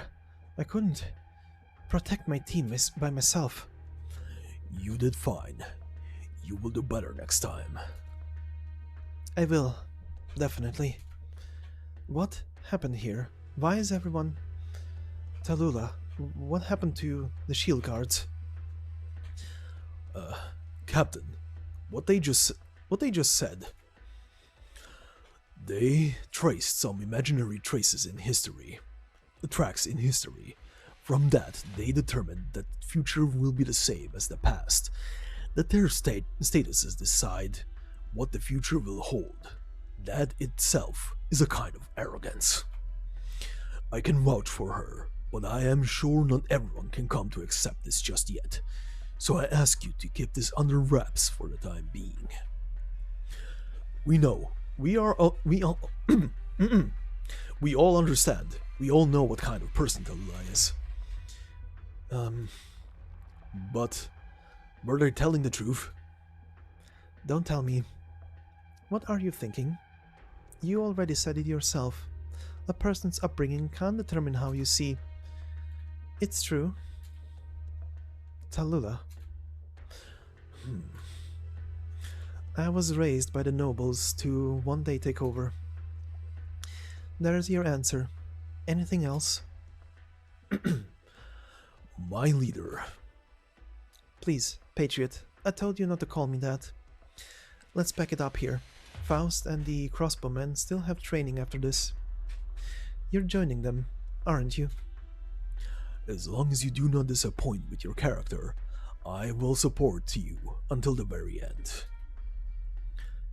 Yeah. Tallulah, my dad supports you. I won't tell you to do the same for me, Yelena. You don't really think. Give me a piece of candy. Here.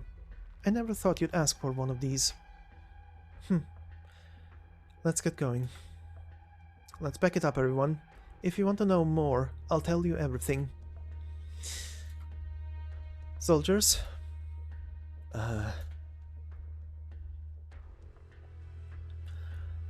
Tallulah, what is it that you are planning?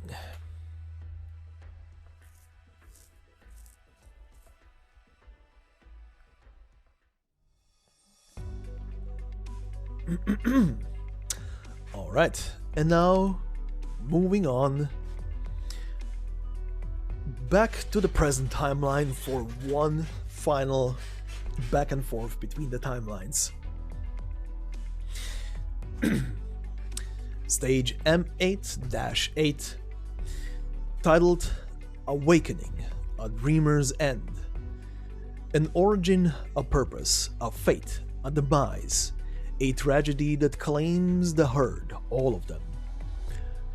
Who can truly choose their own life? Let's begin with the before part.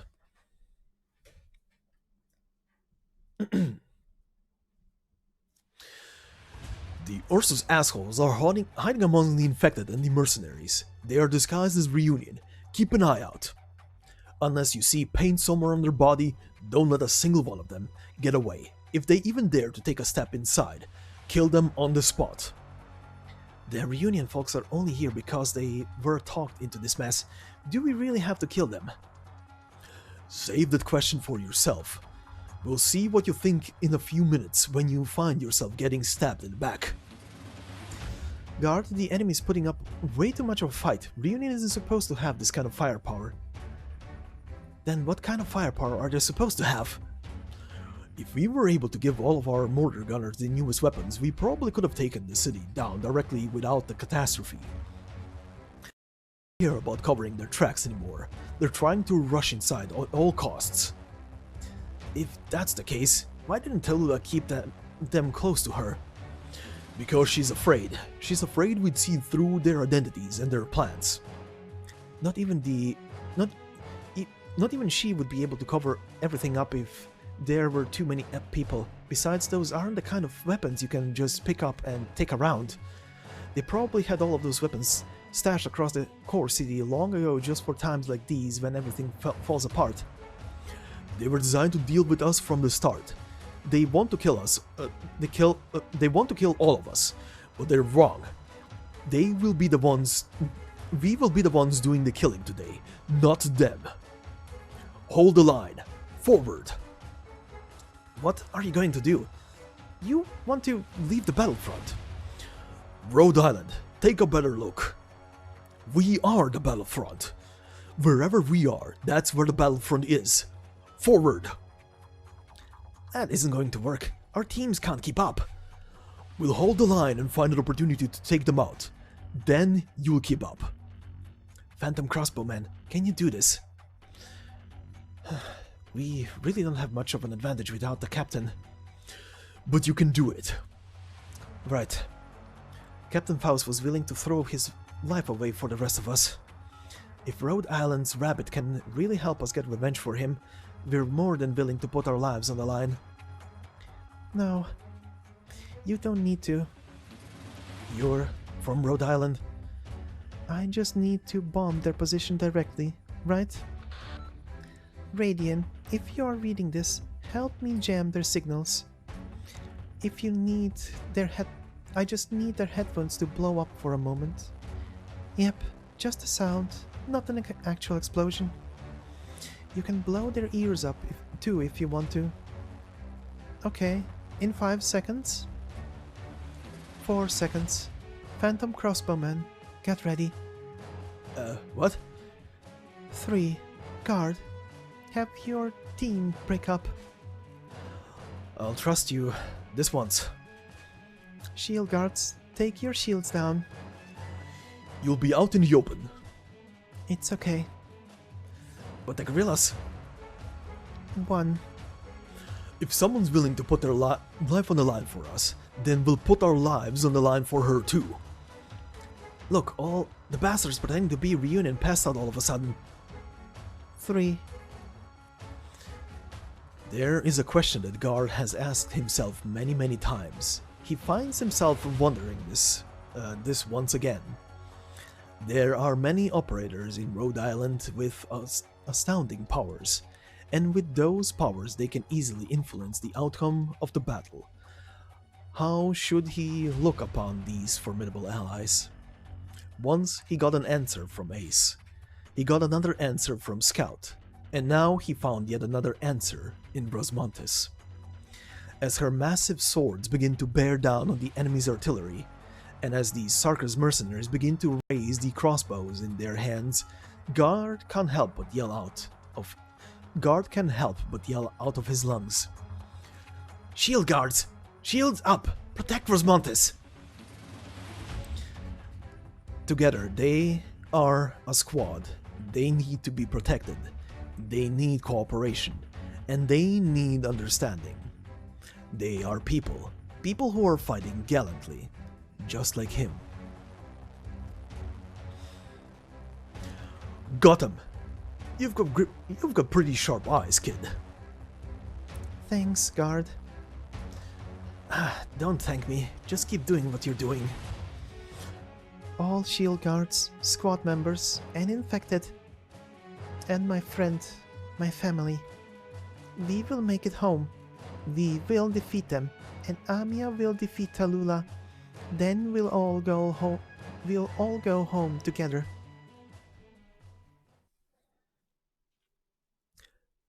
Meanwhile, in the sarcophagus.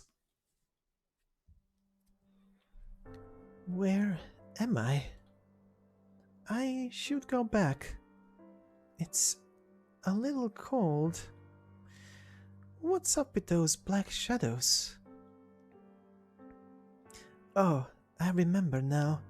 They were freezing to death, so I gave them something. It's cold here. What did I give them? I don't remember. I think it was something important. I think someone might have told me to never give it to anyone else. But then, why did I give it away to them? Was it not important to me? Probably not. If it gets too cold, I would probably disappear too. I know why. It's because that's what my friends would do. My friends. There was a guy who was really strict. I wonder if he saw me as a friend. There was someone who sang to me. It's been a long time since I heard her sing. There was someone who looked really scary, but she makes really good food. There was a girl. She was the dearest to me. She was the one who told me where I could go. But I don't understand. I really don't know. There was also someone who rarely talked at all. Something is coming. There are lots of black shadows. What are they doing? Do they want my life too? Right. Life. Life is precious. Is that so? Is life useful at all? The black shadows are getting really close. Are they here to take my life away?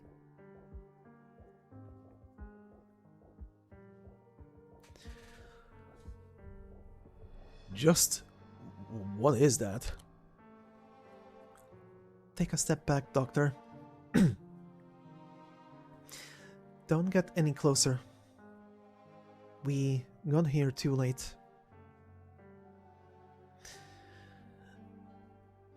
That isn't infected no longer. It's something else. Poor fellow. Even I have only seen a case like this just once. The caster and the victims were fused together. Their bodies and originium formed a mountain, and from it bloomed a kind of really fragile flower. The dust spread in the wind, and whoever that traveled through that cursed place found themselves infected. Not only that, but anyone who was unfortunate enough became new hosts and ended up spreading the suffering and death. It doesn't sound like you're just talking about the past. Rhetorics would merely be insult to this tragedy. Everything that I say is the truth. The source of the infection was as lively as poison. Its effect on life doesn't stop naturally. At the time, I swore to myself that I would keep something like that from ever happening again. Yet things rarely turn out the way you want them. I've come to notice that these things will just keep happening over and over right before my eyes. The mysterious creature is doing some low moans. It seems like it's fallen into a deep sleep. It's just venting unconsciously. That Sarcophagus herd was probably not under its control only because it wasn't trying to control them in the first place. Freedom. It's ironic. Think that a herd could be free. The creature has started to hum. I knew it. This is the culprit of the Originium Dust Super Spreader event. This isn't good. If this is how all the Sarcophagus herd are going to turn out, the losses will be beyond measure. Its dust isn't just some simple Originium arts anymore. It might even infect normal people. It wasn't pretty, the Originium clusters blooming across the cities. If I can help it, I don't want to see anything like that ever again. Doctor, we need to subdue that thing first. Stop the herd from growing and prevent the infection from spreading. Is that? You know what that is? Yeah. Doctor, I don't know what's going on in your head. Doctor, I'm a doctor, not a judge. This world is suffering from a disease. If no one treats it, what do you think will happen? Of course, living things usually have immune systems. And suppose the world does as well, it might be able to recover from the disease on its own. But we can't live in an even more barren world that will only cause it to weaken, and we will die because of that. As for the infected before us, the creature is doing some hissing sounds. Let me get this out of the way. Even if a disease is seen as untreatable, to us doctors, death is far from a foreign conclusion. Until an effective cure is found, the patient's life is under serious threat. That's how we see it. There is one thing that a doctor will never believe, even if it's what the whole world believes. The disease is untreatable. That's an excuse, and one that should never be used by us doctors. It doesn't matter what kind of predicaments we find ourselves in. I will never use my medical knowledge in any manner that can be concerned inhumane. From the moment all life is born, they all possess dignity. No matter how society at large sees them, treating patients with oripathy will always be my calling. That is why I will never give up on life, especially those that can be cured. Yet we as doctors will never deny that there are precautions that must be undertaken to prevent diseases from reaching even more people. The infected cannot become the tools of others. No one may control other lives. If I don't do anything at all, that will become a goal, a weapon, an excuse. If we leave it be, then we won't be able to take our revenge against Ursus. On the contrary, Ursus's wounds will become the wounds of others. We cannot leave a struggle of pain simply be. There are some diseases that normal medical personnel cannot cure. All the things that the world imposed on them will only rain down on others several times over every now and then. That's about everything a doctor can do. If we are to save even more lives... The creature is letting out whining sounds. Then we need to make a decision. Silence. The operator's breathing can be heard clearly through the filtration system they are wearing. Which is why our goal is, without a doubt, undeniable. Doctor, we need to halt the core city's power supply, but before that, to prevent another catastrophe from happening, we need to take care of the herd that's growing in numbers by the minute. Monster, arise. We don't have much time left. With how it turned out, we can't even say we are delivering anyone from harm. The Sarcophagus herd's fate is sealed. All kal'tsit can do is stand there in silence and stare at the white crystalline being that can no longer be called an infected. How many scars are there on your body? She asks. There is no way to tell whether she is asking the trembling creature or herself. The white creature spreads its arms. What do you want? It tries to walk forward, but its fragile wings are unable to support its own body. There are sounds trickling out of its throat, like a river of terror formed of whimpers.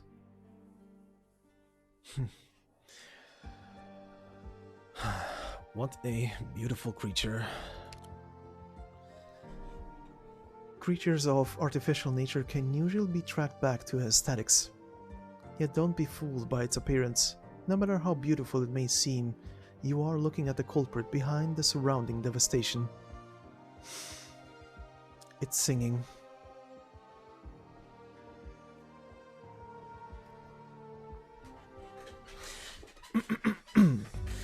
And here we go into the stage, and for one final time, we will face Mephisto the Singer. Says here, you seem to recognize the mysterious mythical beast that has descended from the sarcophagus. An otherworldly song flows from its sharp beak and floods its surroundings. It seems to devour the will of the infected around it, including its own. Even if it knows not what it is doing, its song does not cease. It simply wishes to sing. Okay. That is the thing, the boss we are fighting for this stage. Now, this stage is very special. And I will tell you right now what has to be done here to unlock this little scene, because once we are done with this stage, we will go first into the scene and then into the after story of the stage, just to not break up continuity between the story of the stage itself and the joint timeline up here. So, the stage, very simple. The only thing that needs to be done, well, the only two things that can be done on this stage are defeat everything in sight, don't let anything through, or let Mephisto through. To unlock the special cutscene and pretty much the canonical conclusion of the stage itself, we are technically letting him through. But for what purpose, you will see in the after stories and such. And our code word for this stage is choose. So, I will let the stage play out normally, without any commentary from start to finish on slow speed, or rather the normal speed of the game. And all I'm gonna tell you is listen very closely to the stage itself. So, let us begin with the stage. Enjoy.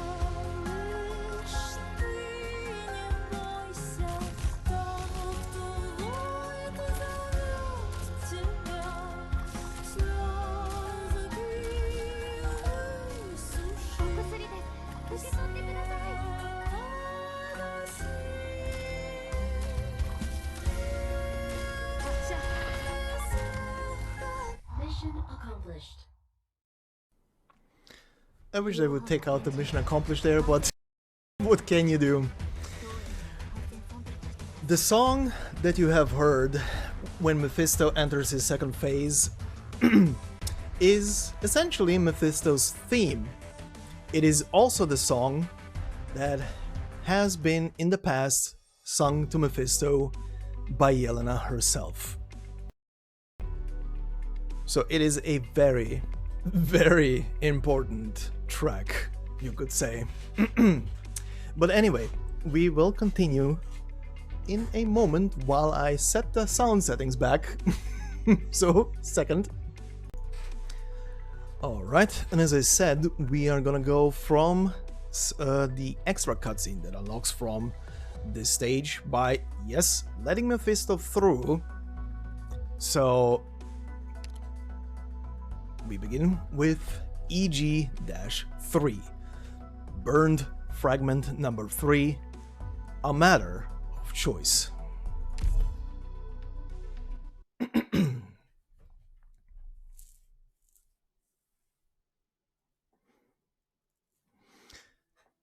I've gained a general understanding of this infected's behavior patterns. Despite his now exceptionally infected state, his actions still obey some kind of law.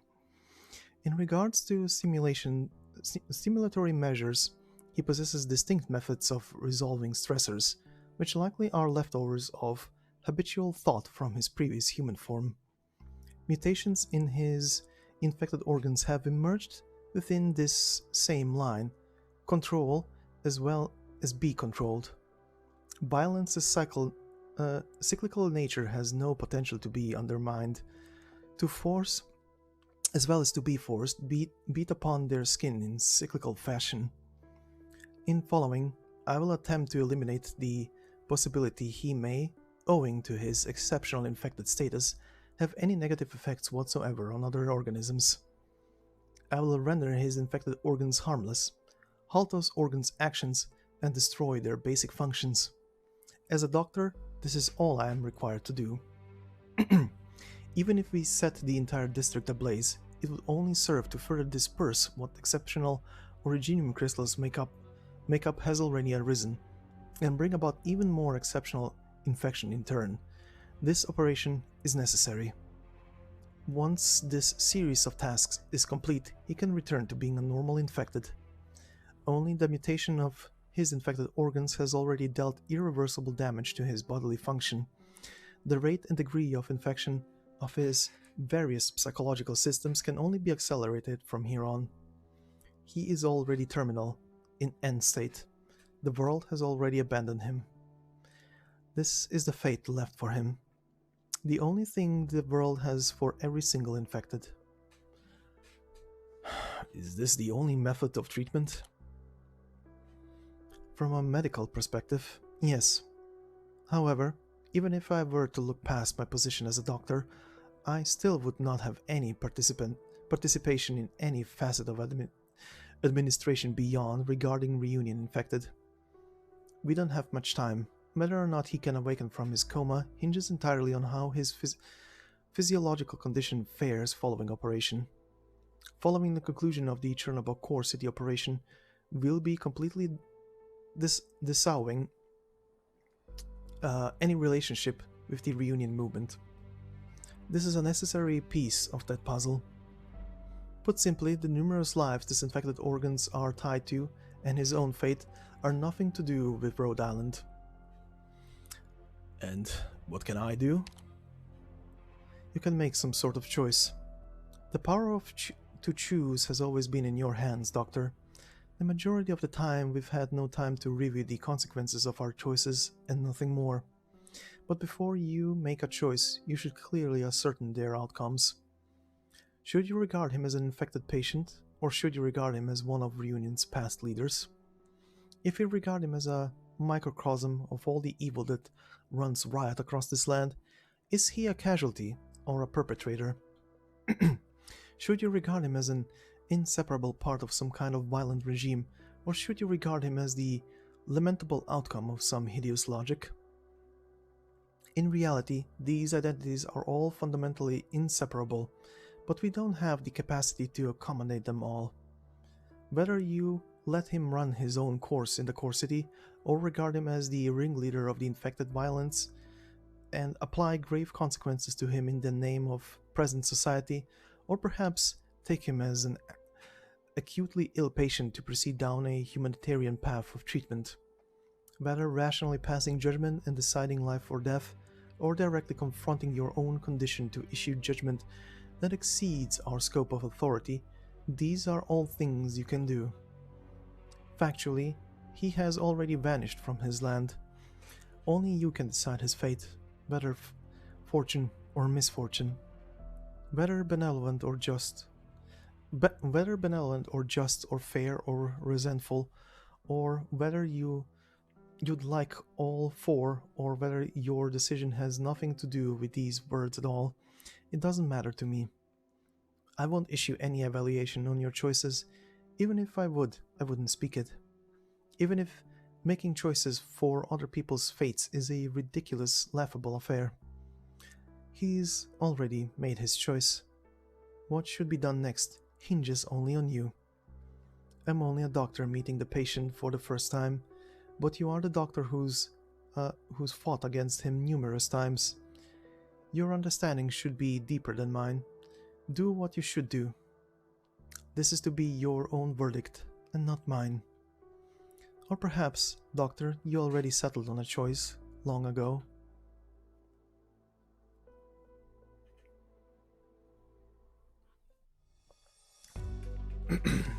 So, and then we go into the after portion of the stage.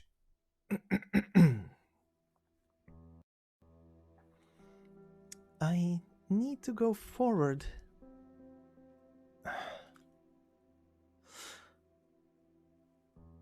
Operators, prepare the mist. Eliminate all the dust in the area.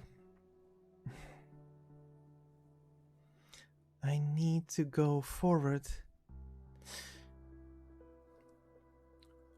Fall back. The mutation has reached its limits. Avoid putting any more pressure on the target.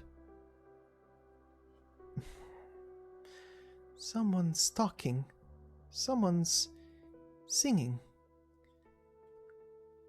All dreams sink to the bottom of the lake. Life is important. Really important. My friends lost their lives. They all left me. They stopped. They won't go on anymore. If you have your own ideas and your own goals now...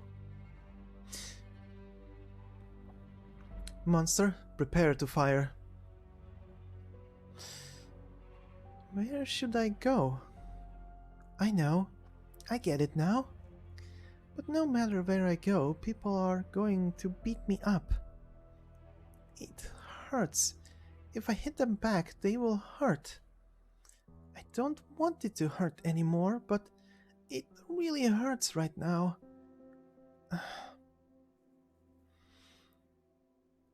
Is this going to do it? Are all infected going to end up like this? I can't. I need to keep moving forward. They are worried. I can't keep them worried about me. This is a reality that even time cannot shake. I know. They don't like me. But they don't like me because I did something bad. I don't want to do anything bad anymore. Doctor, I told you this before. Whether it's the symptoms or the cause that we eliminate, it makes no difference to me whatsoever. It's dark here. Where will I end up? Then hurry up and make a decision. Do as I told you. I don't want to hurt anymore. I don't want to get anyone hurt.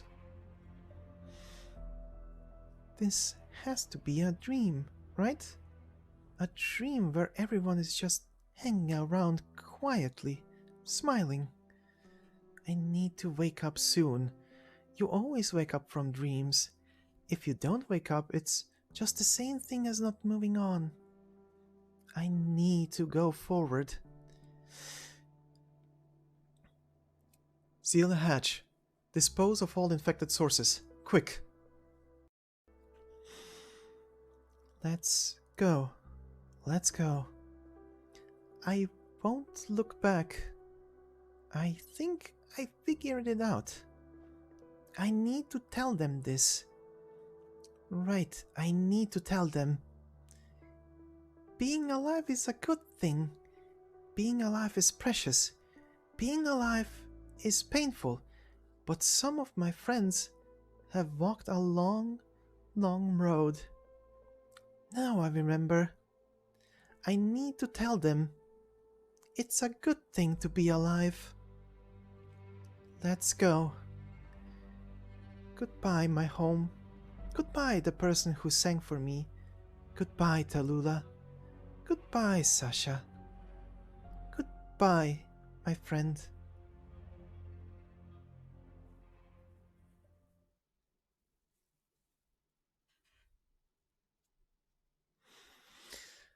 Kal'tsit swipes her fingers across the control panel, and the sarcophagus's low, thunderous roar immediately dissipates. It's all over now. We put an end to the sudden disaster. We fulfilled our obligations and completed our mission. Chernobog's core city has lost its power source. I can guarantee that this facility won't be reactivated within the next few years. For the next few years, the core city will only be able to use the energy it has stored to power its engines. Once that is used up, the entire city is nothing more than a hunk of scrap metal. We've done all we can here. However, if we want to bring it all to a halt before it crashes into Lungmen, we'll have to use the emergency brakes. That's Amia's mission, and only Amia has what it takes to fulfill that mission. Is the city going to be abandoned here? If the Ursus Empire still wants it, then let them have it. You aren't afraid of them putting it into service again? There were two things that happened here that had to do with me. The first of those happened some 20 years ago. About 20 years ago, a small mining company controlled by the Boris group of Ursus unearthed a strange set of equipment in these southern mountains. News about this quickly traveled to the conglomerate's leader, Count Boris. At the time, the Count made a bold decision. He tried to build an industrial city with all the necessary facilities and equipment, with the exception that his conglomerate could shake its reliance on the military-controlled mining industry and the arms trade. Now, the equipment could have been some inheritance passed down by the gods or a device of Sark's witchcraft. That doesn't matter. As long as it worked, it would give the Boris group the breakthrough they needed. Of course, it could also have been nothing but worthless scrap, and any amount of research would have produced any meaningful results. It could also have been something perilous, something that could leave multiple settlements, something that could level multiple settlements in the blink of an eye. They put together a team of talented scientists. All of them were very young, sick of working with elementary theories, embittered by society, in need of money, and have been marginalized by academia for years. You were one of them. That's right. Soon after I left Columbia, I found out about this through my own networks. I joined the group in order to keep them from blowing the entire city up. I am something like an expert on the topic, so one way or another, I ended up becoming the scientists' mentors. Now, Chernobog wasn't just your average emerging city. It used to be old and run down. Before the scientists realized what the device's true purpose was, I allowed them to siphon a certain amount of its energy to provide Chernobog a resource other than originium. Not much, but certainly not negligible. Count Boris was beyond elated. He paid all that money, and he certainly got his money back. He saw someone who really knew how to do business. Chernobog quickly developed, and droves after droves of people were drawn to the city, seeking opportunity. Many small cities joined the Boris group as well, either out of respect for Boris himself or because they were awed by by how generous the man was with his money. With Chernobyl propelled to the fore, the scientists' research also reached an important breakthrough. I probably should have stopped them. You don't have to tell me if you don't want to. Let me continue. Brilliant as they were, a few of my students uncovered the device's secrets on their own. First, they realized that the energy they were siphoning was generated only as a side effect of the device's operations, a kind of hibernation mode. Its original purpose was for the device to keep functioning normally.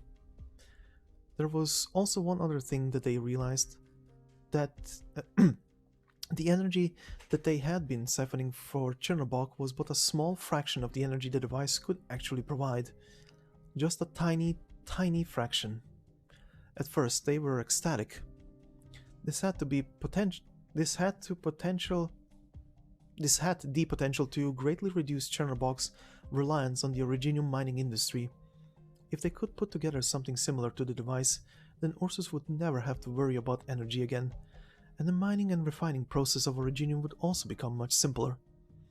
Then fear began to sink in. If all that energy was used to forge weapons or begin a conquest, Ursus would undoubtedly be engulfed in a sea of flames yet again. Now, fortunately, the scientists were all good, upstanding people. They wanted to prevent disaster. And unfortunately, that didn't change a thing. When the Fourth Army got involved, the scientists had already realized just how serious the whole situation was. And by the time my students were ready to have the device sealed, the secret police had already figured out all of their weaknesses. Ilya was a leader amongst the scientists. He was both righteous and stubborn, qualities that went hand in hand. The secret police knew that kidnapping his family would only unleash the hatred in him, so they picked someone else. Sergei, my oldest student. He was Skullshatterer and Misha's father, a very indecisive chap. The secret police hardly ever threatened him, and that was enough to destroy what little determination he had. The fear of losing his family and his respect for his colleagues and their work tormented him, and in the end he chose what must have felt like a compromise to him. He turned over the experiment's objectives and data to Count Boris. The reality is he shouldn't have trusted anyone. A drowning man will clutch at a straw, yet a straw could also be the very thing that ends up killing him. The Count didn't protect the scientists, he protected just Sergei, and allowed the military to carry out an attack, which then turned into a massacre. The Count didn't have the power to protect the scientists. He could barely even hold his head up in the presence of the military's top brass. Even though the military and the nobility had lost much of their influence after the Great Rebellion, that didn't change the fact Count Boris's family was new money. They bought their noble status from another family. Sergei managed to save his children, and the price he had to pay was to watch the murder of all of his colleagues in the core city Sarcophagus. After all the bodies were removed and the blood cleaned up, a new lab was set up for Sergei, built on top of his crumbling mentality. Needless to say, Sergei never again produced anything meaningful with his research, and with the loss of all of their distinguished, albeit overly honest scientists, Ursus's research on the device ended up in quite the mire. After that, everyone simply forgot about the place. No one cared. Nothing could be changed.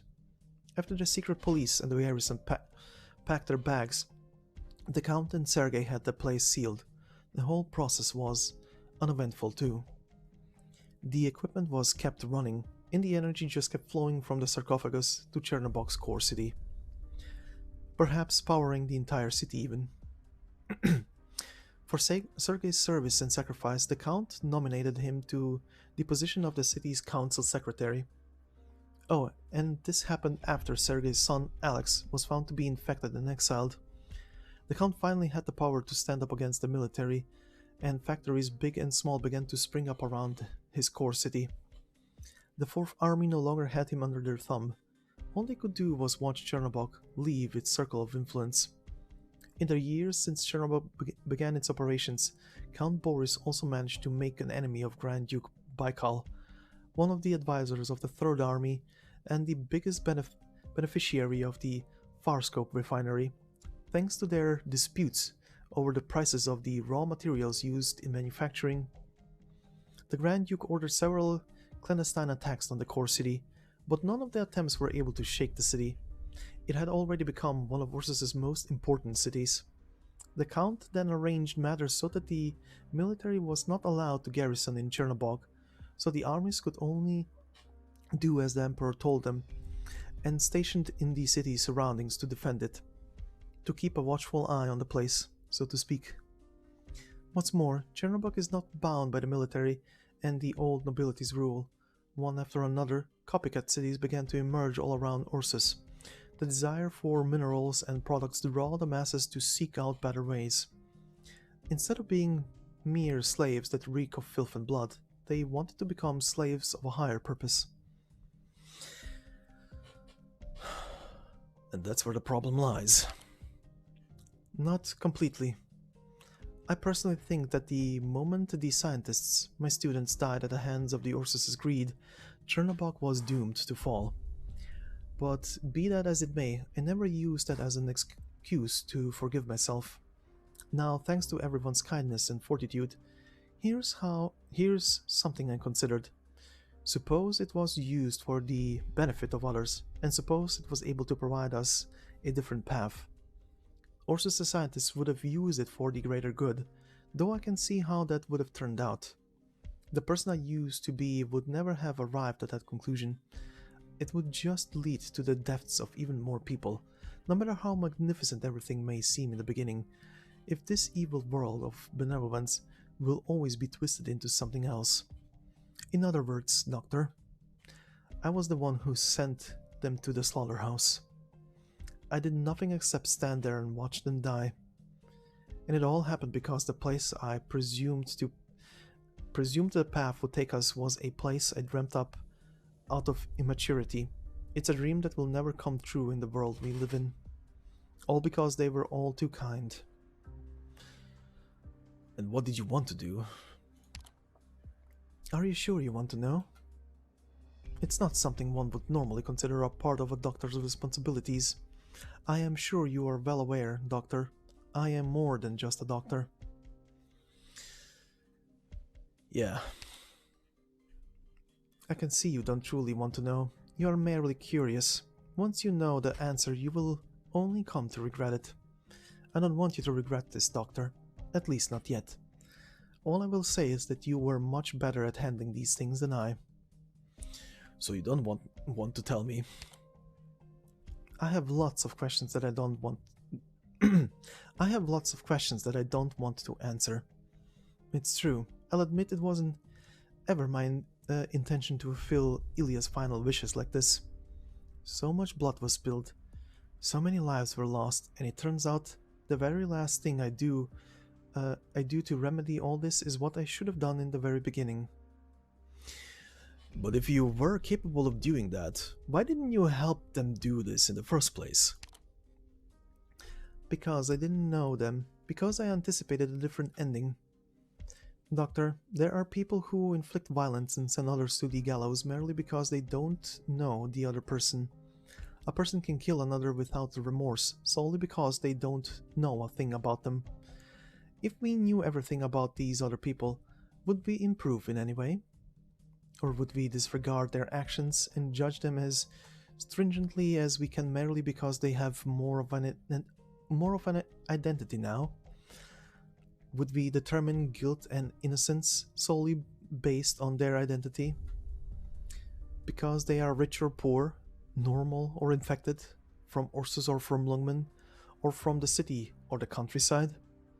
Have you ever wondered why all the infected that Rhode Island takes in are from the cities, are from well-off families, and had a decent education?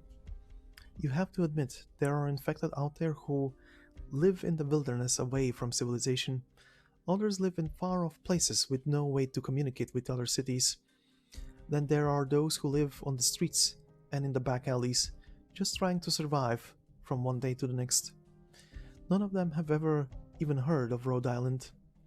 To say something of those other infected-oriented pharmaceutical and medical companies. To say nothing, pardon.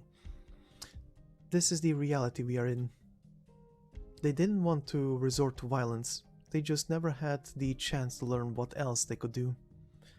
In the past, many people worshipped the power of violence because of the violence others had inflicted on them.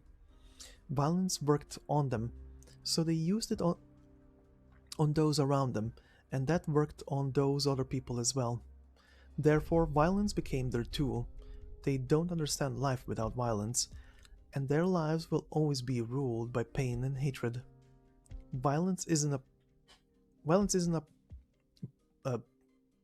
Jesus, how do you pronounce this? Plow? The road traveled by violence will always remain a barren land. The infected who was held in the sarcophagus and got wrapped into that monstrosity, warped. Do you think he's evil? Were we all born evil? Was it power and violence that created the evil in humans? Or was it the evil humans who created these tools to do harm to their fellow men? We don't have the right to judge others. No one has that right. To recognize goodness and then to do something good. To recognize evil and then to refute evil. And to combat evil with evil and then to win. All that makes us no different from our enemies. And we'd have to make our own lives by that logic. And we'd have to take our own lives by that logic. But, Doctor, if you know me, then you'd know that there are always certain things that need to be done for someone, by someone.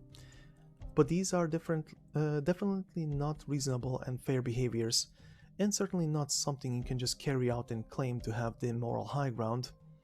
No matter the motive, we have to remember that what we are doing is doing harm. You're right. All the stuff you just said goes way beyond a doctor's responsibilities. That's why I'm not looking forward to getting your approval on anything I do. Convincing you of anything is Amia's job, not mine, and that's because I've done a lot of things that should be left unknown, should never again be attempted by anyone, and should never be forgiven. Yet in the foreseeable future, there are a lot of decisions lying ahead of you. Yes, you, not me. A lot of people still have high hopes for you. Me, not so much. My excuse will always just be my excuse. Your actions will always be your actions. I hope to see you offer the world a chance to change, just like many kind-hearted people before you did. Is it really okay to just let the Ursus get their hands on this machine again? If they are truly able to reactivate it, I am now willing to believe that it will only be reactivated by someone who is kind in nature. I am willing to believe that that future is in the hands of those who seek the truth.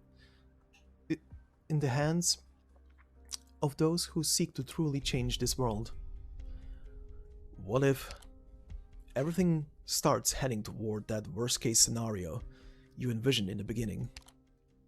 Well, ironically, with how bad of a place this world is, we definitely are on the good side. If that's how things actually turn out, then it doesn't matter how much work we put in and how many catastrophes we stop. That kind of future is inevitable. It isn't realistic to expect that immorality and evil can be defeated easily. If what you want is to instead destroy civilization in an instant and to live a life tormented by pain, then that's definitely doable, and you should think about it.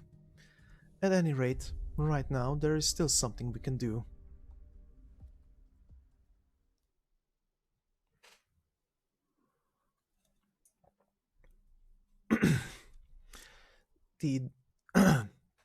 The disinfection is almost complete. After that, once we have our tracks here taken care of, Ursus won't have anything on us. Let's go back Amia up right now. Though I suppose if things aren't looking too bad over there, the whole Chernobog incident will always be over by the time will already be over by the time we make it to the command tower. We're basically just heading there to regroup with our employees. As for what happened here, everything that happened here, I will try my best to end this journey of suffering, just like what you wanted to do earlier. That's right, Doctor. There are certain things that only you can decide. With the dust of the battle settled, you wander around the sarcophagus. A strange sense of familiarity and sadness wells up in your heart. You look at the operators, and it strikes you with a sense of unfamiliarity. After all, you don't know most of them. The operators wrap up their work in the area and begin to leave. kal'tsit notices that you haven't followed and approaches you. Is there something still on your mind? We talked a lot about the sarcophagus, but nothing about me. Right. I'd rather you be the one to broach the subject. Why did I wake up here? What's the second thing that had to do with you here? Actually, this is the reason why I escorted you here. There are a few things that Amia doesn't want me to tell you, but this may be our last chance. Before we have the sarcophagus buried, I need to pluck those fragments of truth out of your brain. Doctor, 3 years ago, with a heavily injured you in tow, I came back to this long-forgotten place and placed you inside this device. This device can heal your pain, and only your pain. What? That's all you can tell me? That was as detailed as I could possibly explain it. The white-infected creature we encountered earlier looked bizarre, didn't it? That wasn't how he used to look. From this, I can conclude that before he became an infected creature, the infected entered the sarcophagus, and that was how the sarcophagus was activated. Perhaps he saw the footage of Amia taking you out of the sarcophagus. That prompted him to mess with the sarcophagus, and one way or another, he got inside. It shouldn't have happened. The sarcophagus was originally designed to heal its operator, but this infected got inside, and that's how disaster struck. You saw the end result yourself. The infected creature wasn't a product of nature. The sarcophagus wasn't designed to handle it. Its transformation was entirely a man-made process. The sarcophagus transformed it. Yet you received treatment in the sarcophagus. The device reacted to you two in completely different ways. So you're trying to say the infected and I are different? Of course, Doctor. The two of you couldn't be any more different. Is there anyone out there like us? Is anyone out there like you? Perhaps this machine can only cure people like you and not the infected. Perhaps this machine forces its patients to take on their oldest aspects. Perhaps I'm the only one who's allowed to operate it, even... In any case, you survived. As for him, the infected it used to be, he became the source of the herd. That's right, the world is a big place, and no one is exactly like anyone else. You and I, Amia, him, and everyone else. All of us are different, and from my point of view, all of you are nothing like me. Who can understand me, and who can understand you? How many lives around us have been lost, and how many tragedies that we are powerless to stop have occurred? Were my students not studying this because they were trying to create a better place? Why must greed bring about so many meaningless deaths? Isn't this just a stupid, stubborn tragedy? Is that the whole reason this was created? And what was the reason all of us were placed in this world? Is fate manipulating all of us? Are we all merely actors in this absurd comedy, all for our creator's enjoyment? But I belong here. I see. Is it too late for me to convince you to turn back? I don't know, though. Should I really do that? You might just be acting, but I should be happy about what you said. Nonetheless, I need to remind you, Doctor. This decision is going to be that easy. Doctor, in this vast world, There has to be a place where you belong. We are bound to this world by all sorts of things, Doctor. Our day-to-day lives are full of agony, and our very lives may not even have any meaning. Yet, once we start walking forward, the traces of our journey will always be there beneath our feet whenever we look back. A bright, smooth road is easy to walk. A dark, bumpy road is difficult to thread. Even so, be it the scariest or the elite operators of Rhode Island, the honorable men of Longcheng, or the infected men of Chernobyl who dream of a new life. All of them are doing their best to limp forward, step by step. They are being chased by their own pain, tormented by their nightmares, held back by the hatred, and in the end, death will catch up to them. But they've already escaped from much of their burdens. They've got away from all the suppression and weaknesses the world has placed on their shoulders. Most of us are fragile and weak, but what I am trying to say is that all these things that prey on our minds are precisely the things that prove our existence, and that helps us fall asleep at night. Our misery is far from over. Our world's misery has no limits. Even so, we can yet make our own decisions. Just like those who live in the harsh cold, but choose to keep the fires of hope alive. You may be right.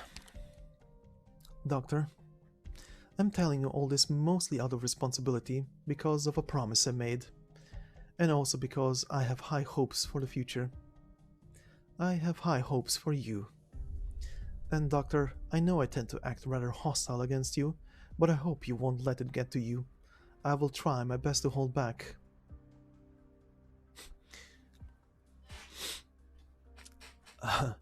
I'm not allowed to complain when everything you say is filled with spite? My attitude stems from what I remember about you. Your memories may have been erased, but there is nothing wrong with mine. This here is a life functions restoration device for home use. It shouldn't have a like that. Perhaps the machine malfunctioned, or maybe your acting is really that impeccable. Regardless, you are innocent on the surface only because you've lost your memories. Doctor, don't feel uncomfortable because of what I am about to tell you. Just this once, I will let my emotions free. I simply wanted to remind you this,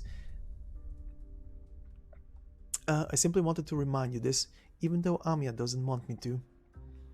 If I could, I would settle my score with you. I would take my revenge.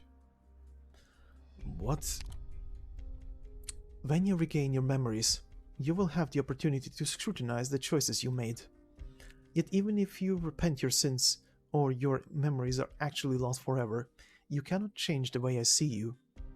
I won't allow the seeds of hatred deep inside me to grow, but I have the right to keep them there. I have the right to forever remain furious. Still, I don't even know who I should be directing my anger anymore. What did I do before? I don't think of you as the same person you were. If I did, I wouldn't even be talking to you. I'd rather you. I still have no idea why Theresa had so much faith in you. Who's Theresa? Theresa was my friend. She was my partner. Theresa died 3 years ago. I lost her forever. Do you want to know the truth, Doctor? Yes. Regardless of what you think, I brought you here to tell you the truth. Neither of us can escape from our past. Doctor, there used to be someone else who had your body, and there was blood on those hands. Theresa's blood. You killed Theresa. And she was your friend as well. Is this the truth? What irks me the most is that you lost all your memories when you were put in the sarcophagus. Yet that doesn't change the truth that has nothing to do with you one bit. That's unfortunate for both of us. Even though I can't hurt you in any way, I want you to remember this. Theresa trusted you, and Amia still does, but I don't. So, what happened? I won't tell you. This question isn't for me to answer. Otherwise, I'm afraid I might just end up placing a curse on you. So, who am I right now? You are the Doctor, the one everyone calls the Doctor. Just a soul in this vast world. Can I believe all this? If I give you an answer, will you accept it right away? You reject my contempt for you. Pardon. You reject my contempt for you from the bottom of your heart, so I will spare you my colorful answers and truths. I won't ask you to trust me. I also won't tell you any more about the truth. My bitterness will twist my narrative. The words filled with rage disrupt your thought process. Therefore, aside from the keys you need to unlock the whole picture, aside from the most basic truths, I won't tell you anything. You can see it for yourself, judge it for yourself, and search for it yourself. As long as someone believes in you, you will find your true self once more. Just what are you trying to do? I'm trying to protect you. Just like what I promised to do. I promise to protect both you and Amia until the moment you breathe your last breath, Doctor. That's my responsibility. But I will never stop hating you. I'm in no position to educate or criticize Rosmontes. After all, I might not be able to hold myself back from taking revenge. You... There was a similar scenery and a similar conversation. There were different emotions during different eras, all of which are working together to bring that large gap in your memories. To bridge, pardon. Who am I? Who's this doctor? What did you just remember?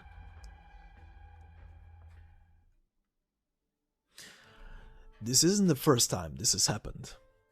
Something has crept into your turbulent mind.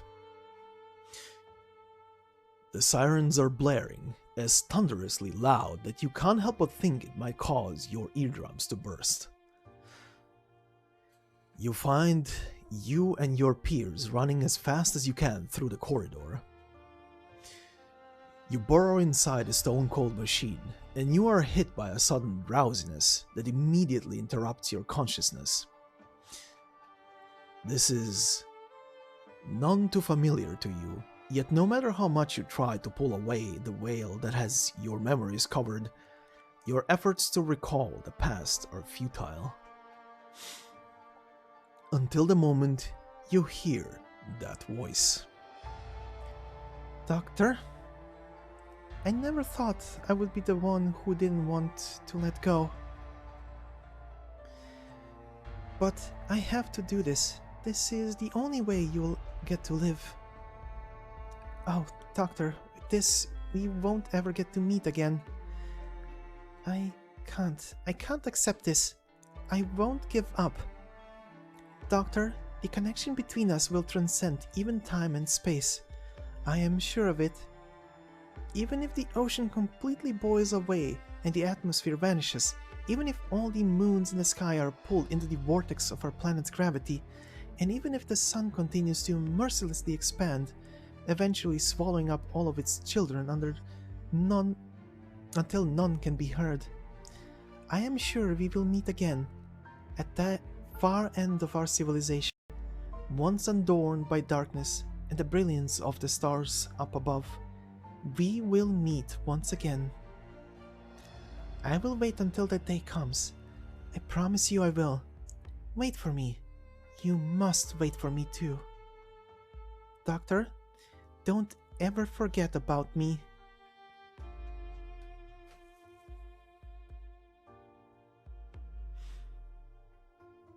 Doctor? The fragment begins to gradually Assemble before a name finally emerges in your mind. Priestess?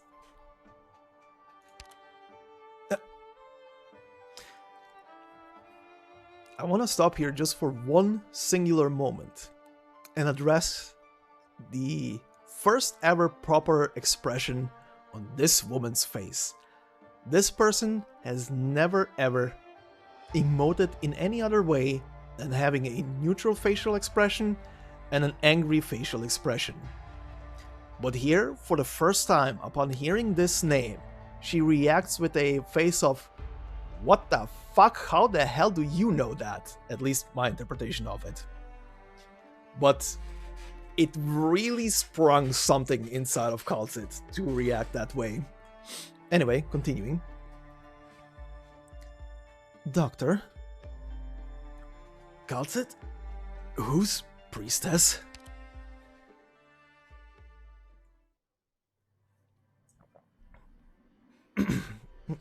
Meanwhile, in the tower, the enemy is putting up way too much of a fight. Hey you, for Christ's sake, keep your head down. How the hell did they even manage to squeeze all of these people in here? We're almost there to the last floor. The burning smell. I can smell it from here. Everyone, I'll be fine by myself from here on out. Guess you don't think we're being that much of a help, eh? You've all been very helpful, but it's too risky to have you help me with this. You can spare us the sympathy? We're all grown-ups here. No, I'm not sympathizing. Operators, there is something that I have to make clear. Without your help, I wouldn't have made it this far. You go and get them, Amia. I sure as hell would still like to sneak a few drinks in at one of those more laid-back cities one of these days. Hell, maybe I'll share one with you. Definitely.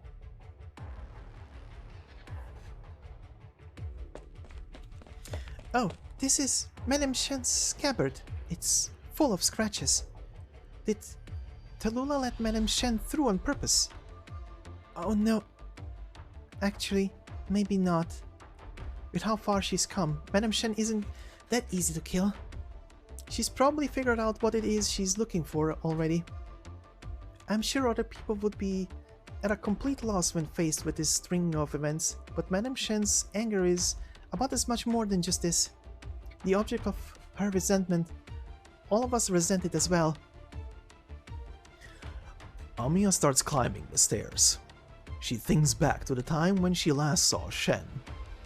It was in the officer's office in Longcheng, and Amia can still vividly remember the view of Shen that met her eyes. The moment her hand touched the scabbard, the scenery seemingly opens up before Amia's eyes again. And it's getting clearer and clearer.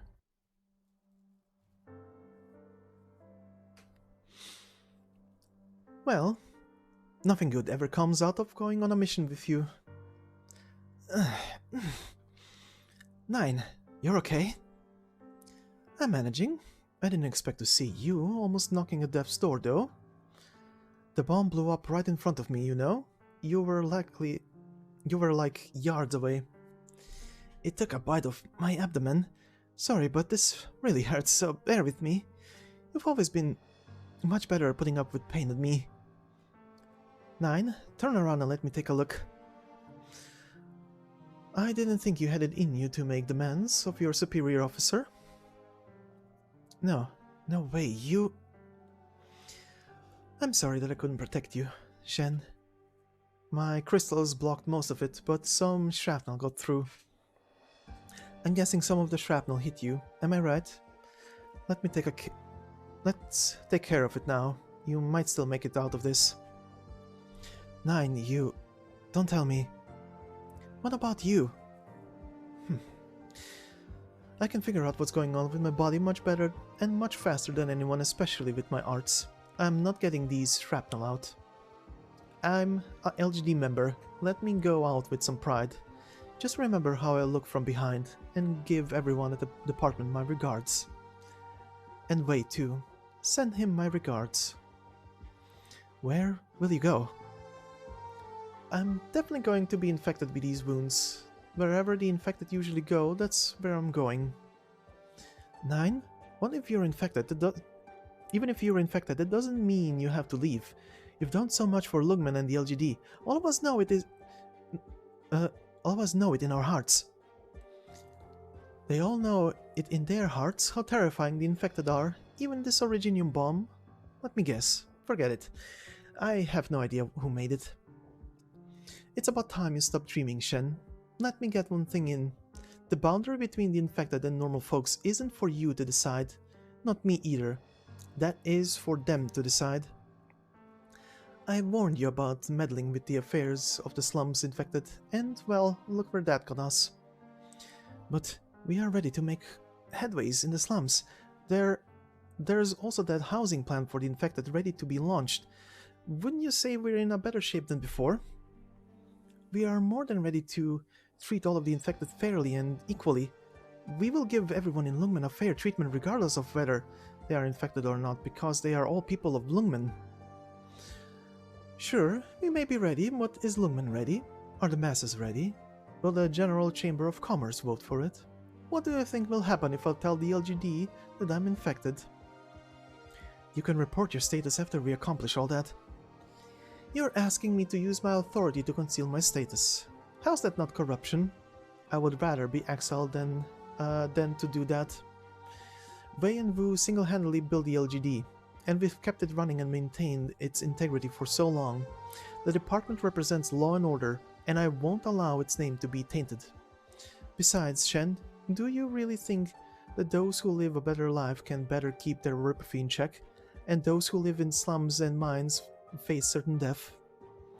No, once you become infected, there is only one way the world is going to deal with you.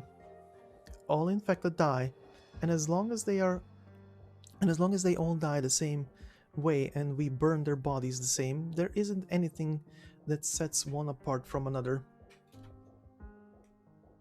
I won't ask for anyone's forgiveness. My infected headcount is well over 100.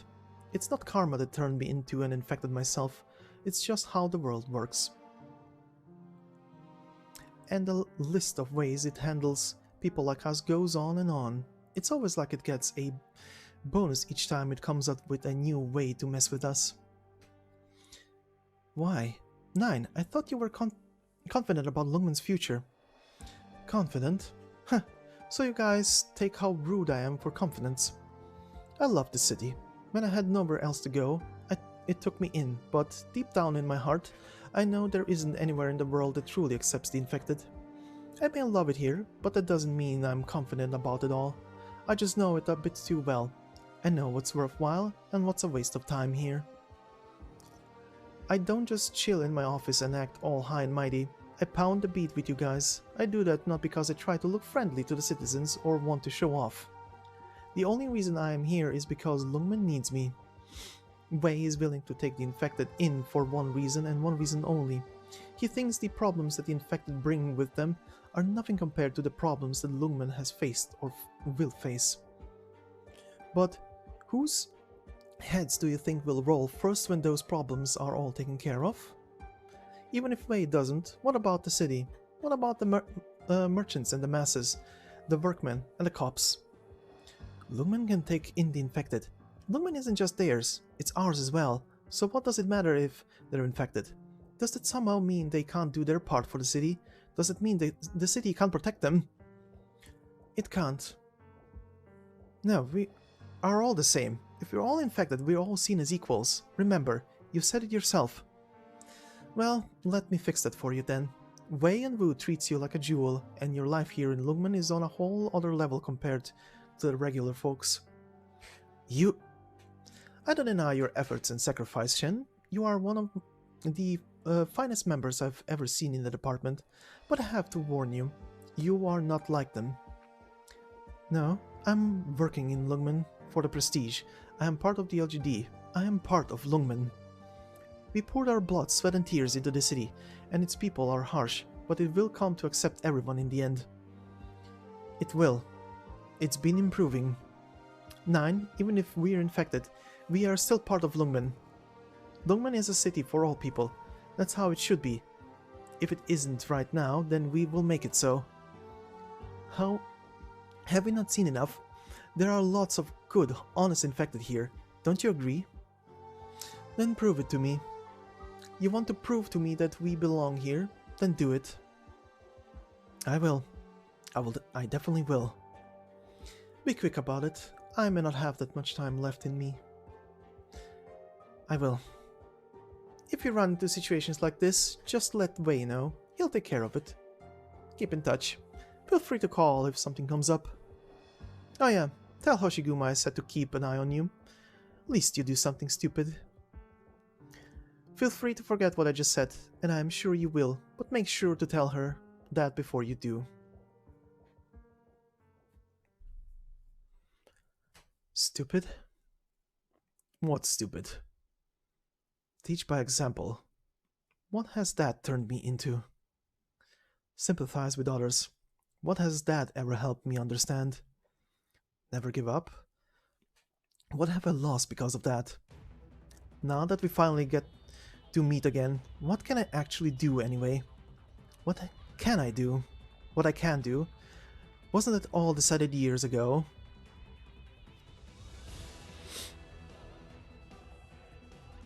Madam Shen, wait for me. You've been very brave being able to do all of this. But it's still too soon to jump to conclusions. Let me take a look too, Madam Shen. I want to know what she's done. All of us need the truth. You want to know what kind of a person Tallulah has become. What I want to know is who exactly is the person Reunion has been following. It's as though she can already hear Shen roar and Tallulah's laughter. She has finally come to understand the way Shen thinks.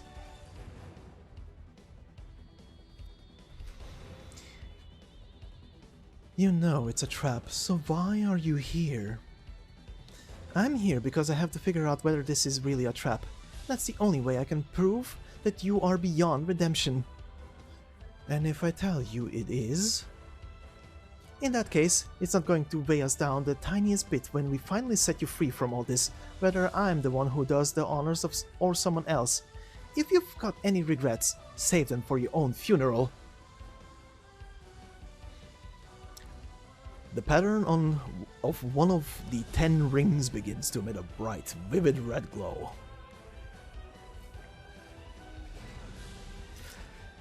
In that case, when do I need to do this? When you think it's the right time. We need new weapons to take on new enemies. We need firm principles to take on great evil. In the past, Amia would have found herself in a fluster, trying to remove herself from the ring's restraint. But not now. Cloud splitting. They faced each other. A sword of Stratus rent once stood stand fast. The idea of running away probably hasn't ever crossed Shen's mind, has it? Both Shen herself and Amia would probably answer no when asked this question. Shen has tried to run far away many times, but she has stopped herself. Shen's memories and emotions, and each and every time she changed, all of it came from her determination. To wield the Shi Xiao is to have a firm conviction. Shen has seen ups and downs through her journey, and there were moments that she struggled with her own belief. Shen did not allow herself to stay depressed. This can also be seen in her technique with the Shi Xiao. Shen has made up her mind. Amia quietly tries to take this all to heart. The memories she saw of Shen are slowly flowing into her heart. The warmth left on the scabbard is slowly fading away. Amia is being far calmer than she has ever been. She has made her decision. She will turn off the ring. She wants to see the truth. A sea of flames begins to burn fiercely before her eyes. This time she isn't going to close her eyes. She will bear witness to everything that has happened to these sisters. And now, Shen is standing before Tallulah. The Shishao holds steady in the air. The Draco's flames are extinguished the moment they graze the blade, as though it swallowed the blazing waves whole. The two sisters, blood-related, are ready to settle their scores.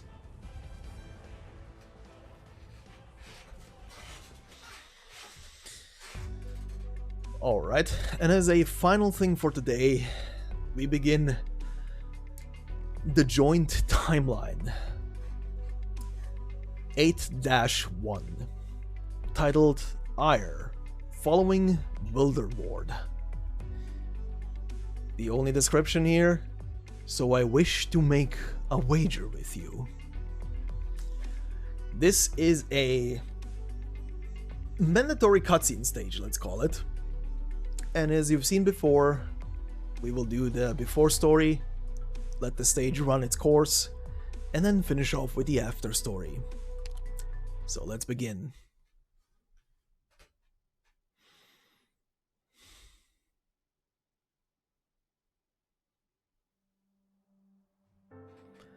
Here we are. You don't need to bother yourself with this, Tallulah. That has been missing for months. They were probably stopped by the patrol unit. There's not much we can do about it. Even if all we can do is find their bodies, we'll at least be giving their families some closure. If the intel recon gave us is correct, this should be the area where they've gone missing.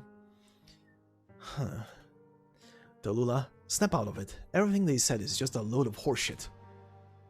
I'm fine. They're just a bunch of heartless bastards. Don't let it get to you. None of them had the willpower to keep going, to leave the tundra. They've fought so many battles with you, and they thought you a coward. You're the most fearless soldier among us. Tallulah, trust me, all of us follow you by will. Captain Boulder Casty used to be an Ursus soldier, but we all know he's the most steadfast man we have. All of us trust him. Not necessarily. He's strong, way too strong. Stubborn too. The people who didn't trust him were just afraid to speak up. It only takes a brief moment to for trust to completely crumble. If all the people who followed Patriot died one day, would the ones who come after them be as steadfast as them? Rumors can destroy us. Before there are rumors, those who are innocent, and those who are skeptical of others are also innocent. But no one is innocent once rumors begin to spread. But what does your upbringing has to do with anything? You've done so much for us, after all. For all of us. It's fine, calm down. Besides, I haven't really done all that much for them. Come on, don't say that. Are you sure you want to go by yourself? Faust has been tagging along with those crossbow guys lately, and he's really getting the hang of it. If the guerrillas aren't around, you could bring them with. Protecting the infected traveling with us is our top priority. We aren't fighting this war just to fight a war. Our goal is to help our fellow men survive. Don't put the cart before the horse. Protecting them is our top priority. Know this by heart, and make sure everyone else does as well. Well, Godspeed. Don't worry, it's just negotiations with the locals. Everything will be fine.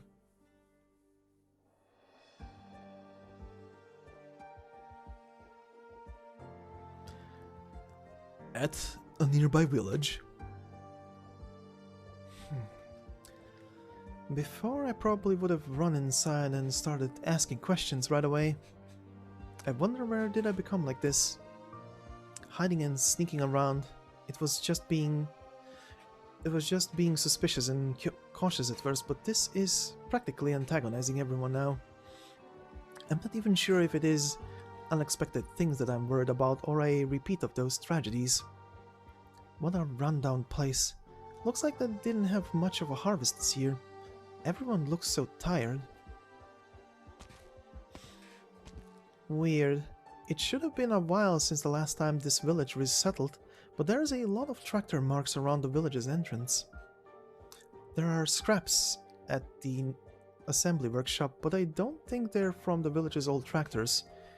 The authentication box is gone. If the vehicle belonged to the village, there is no reason to take that out. It's getting dark. I should take a look at the junkyard.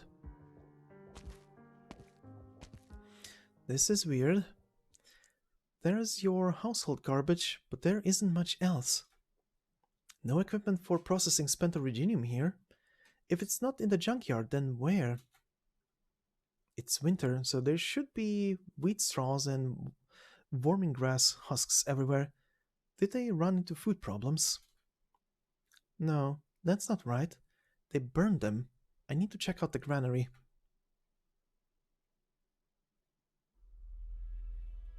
What's this? What happened here? There's originium residue all over the place, and the ground is dug up all over the place. Claw marks on the granary's door.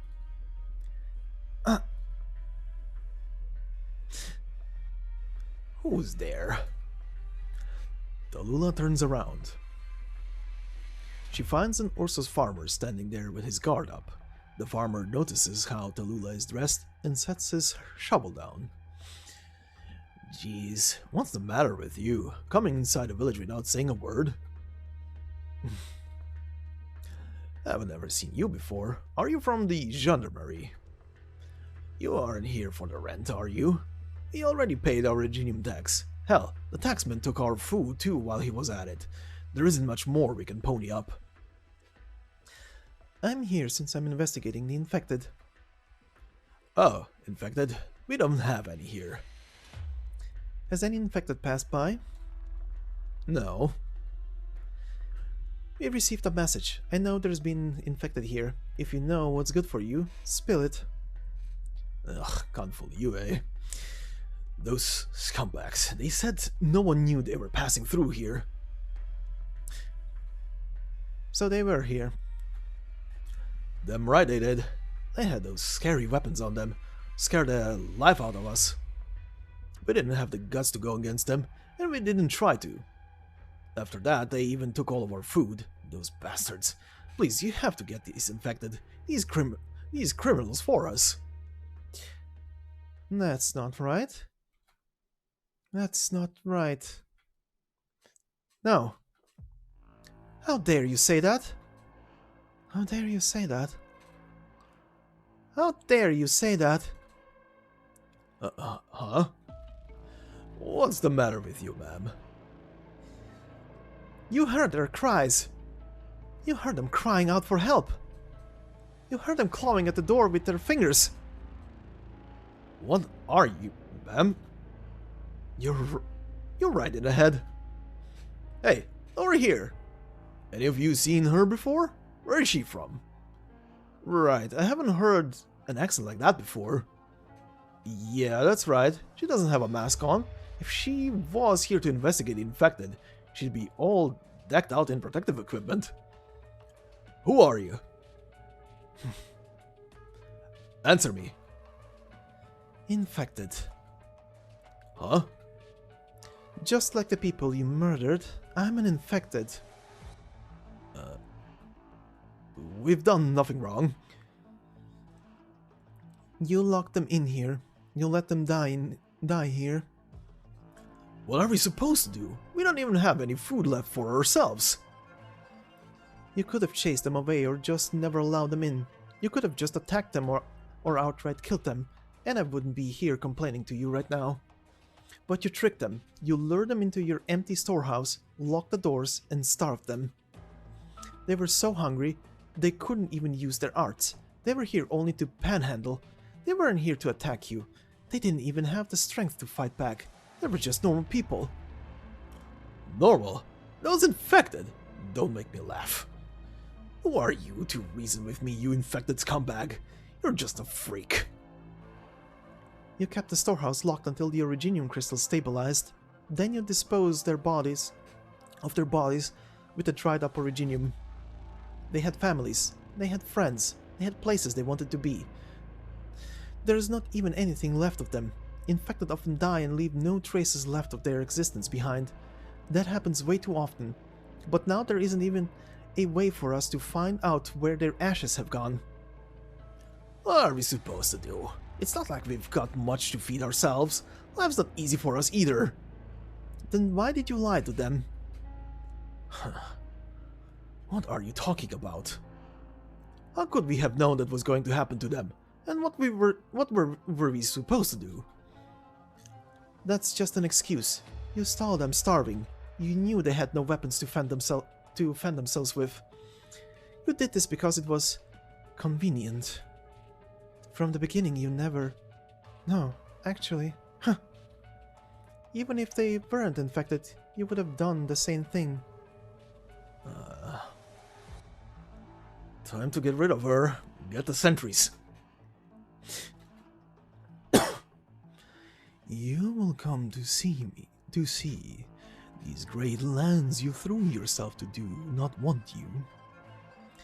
No, no.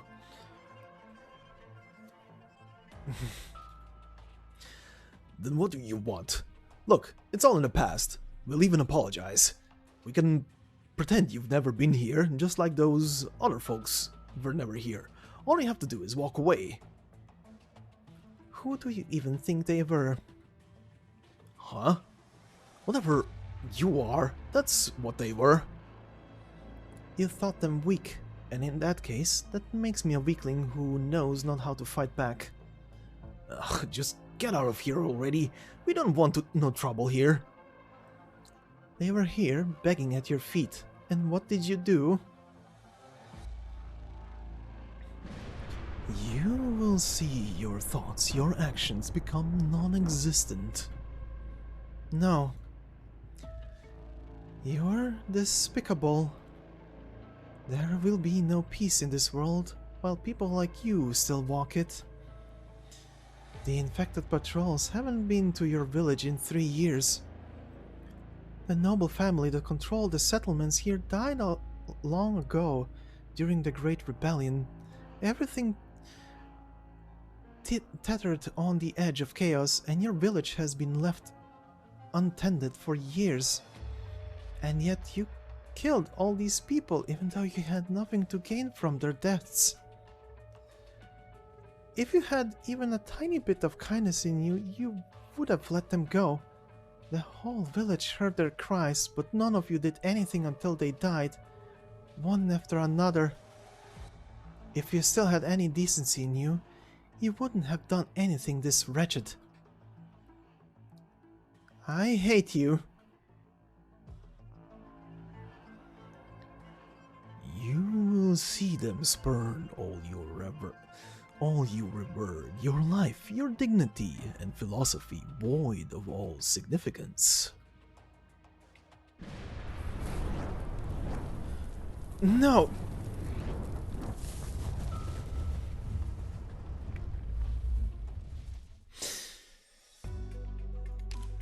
Well, enjoy the stage.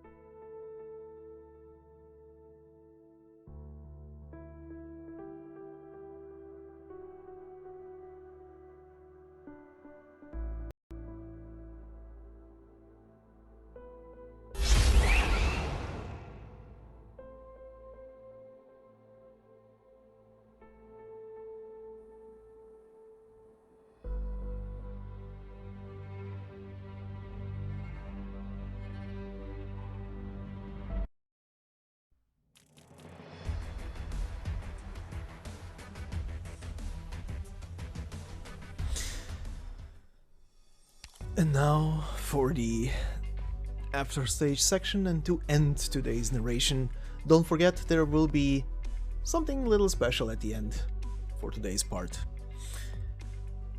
Let's end today's session then.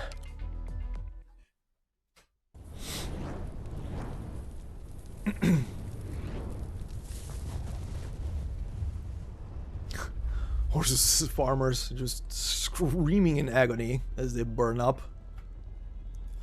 Fire! Fire! It burns! Help!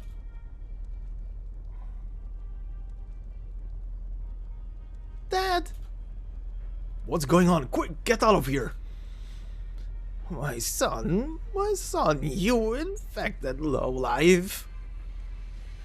The fire, it's too strong.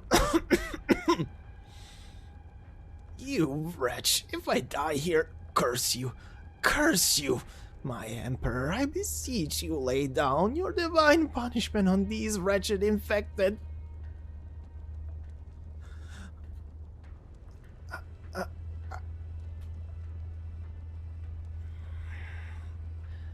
There is no turning back anymore. Besides Tallulah, no one else knows of the events that transpired here. And everything that occurred after that is as good as public knowledge.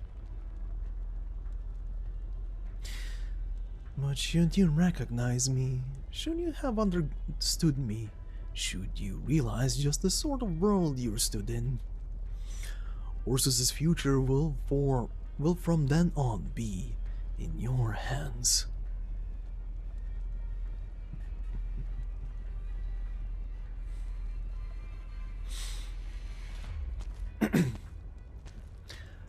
Amia opens her eyes.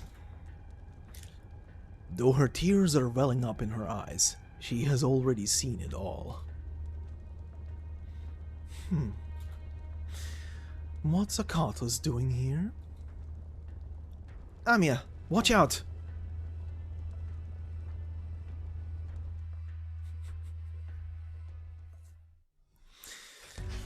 And so ends today's narration. With the final moment, and the very moment where... well, you've seen it. You've seen it. Anyway, let me quickly switch to something. Alright then, so, as today's episode had a lot of things in it, oh boy, a lot of things were happening, I thought, why not end today's episode on something slightly different from the usual thing of saying just the goodbyes. Now, I will say, have a fantastic day from here on out, hope you liked this entire part, and I'll see you in the next part. But in the meantime, we shall go out today with a little song. The song is an official song. It is sung in Russian.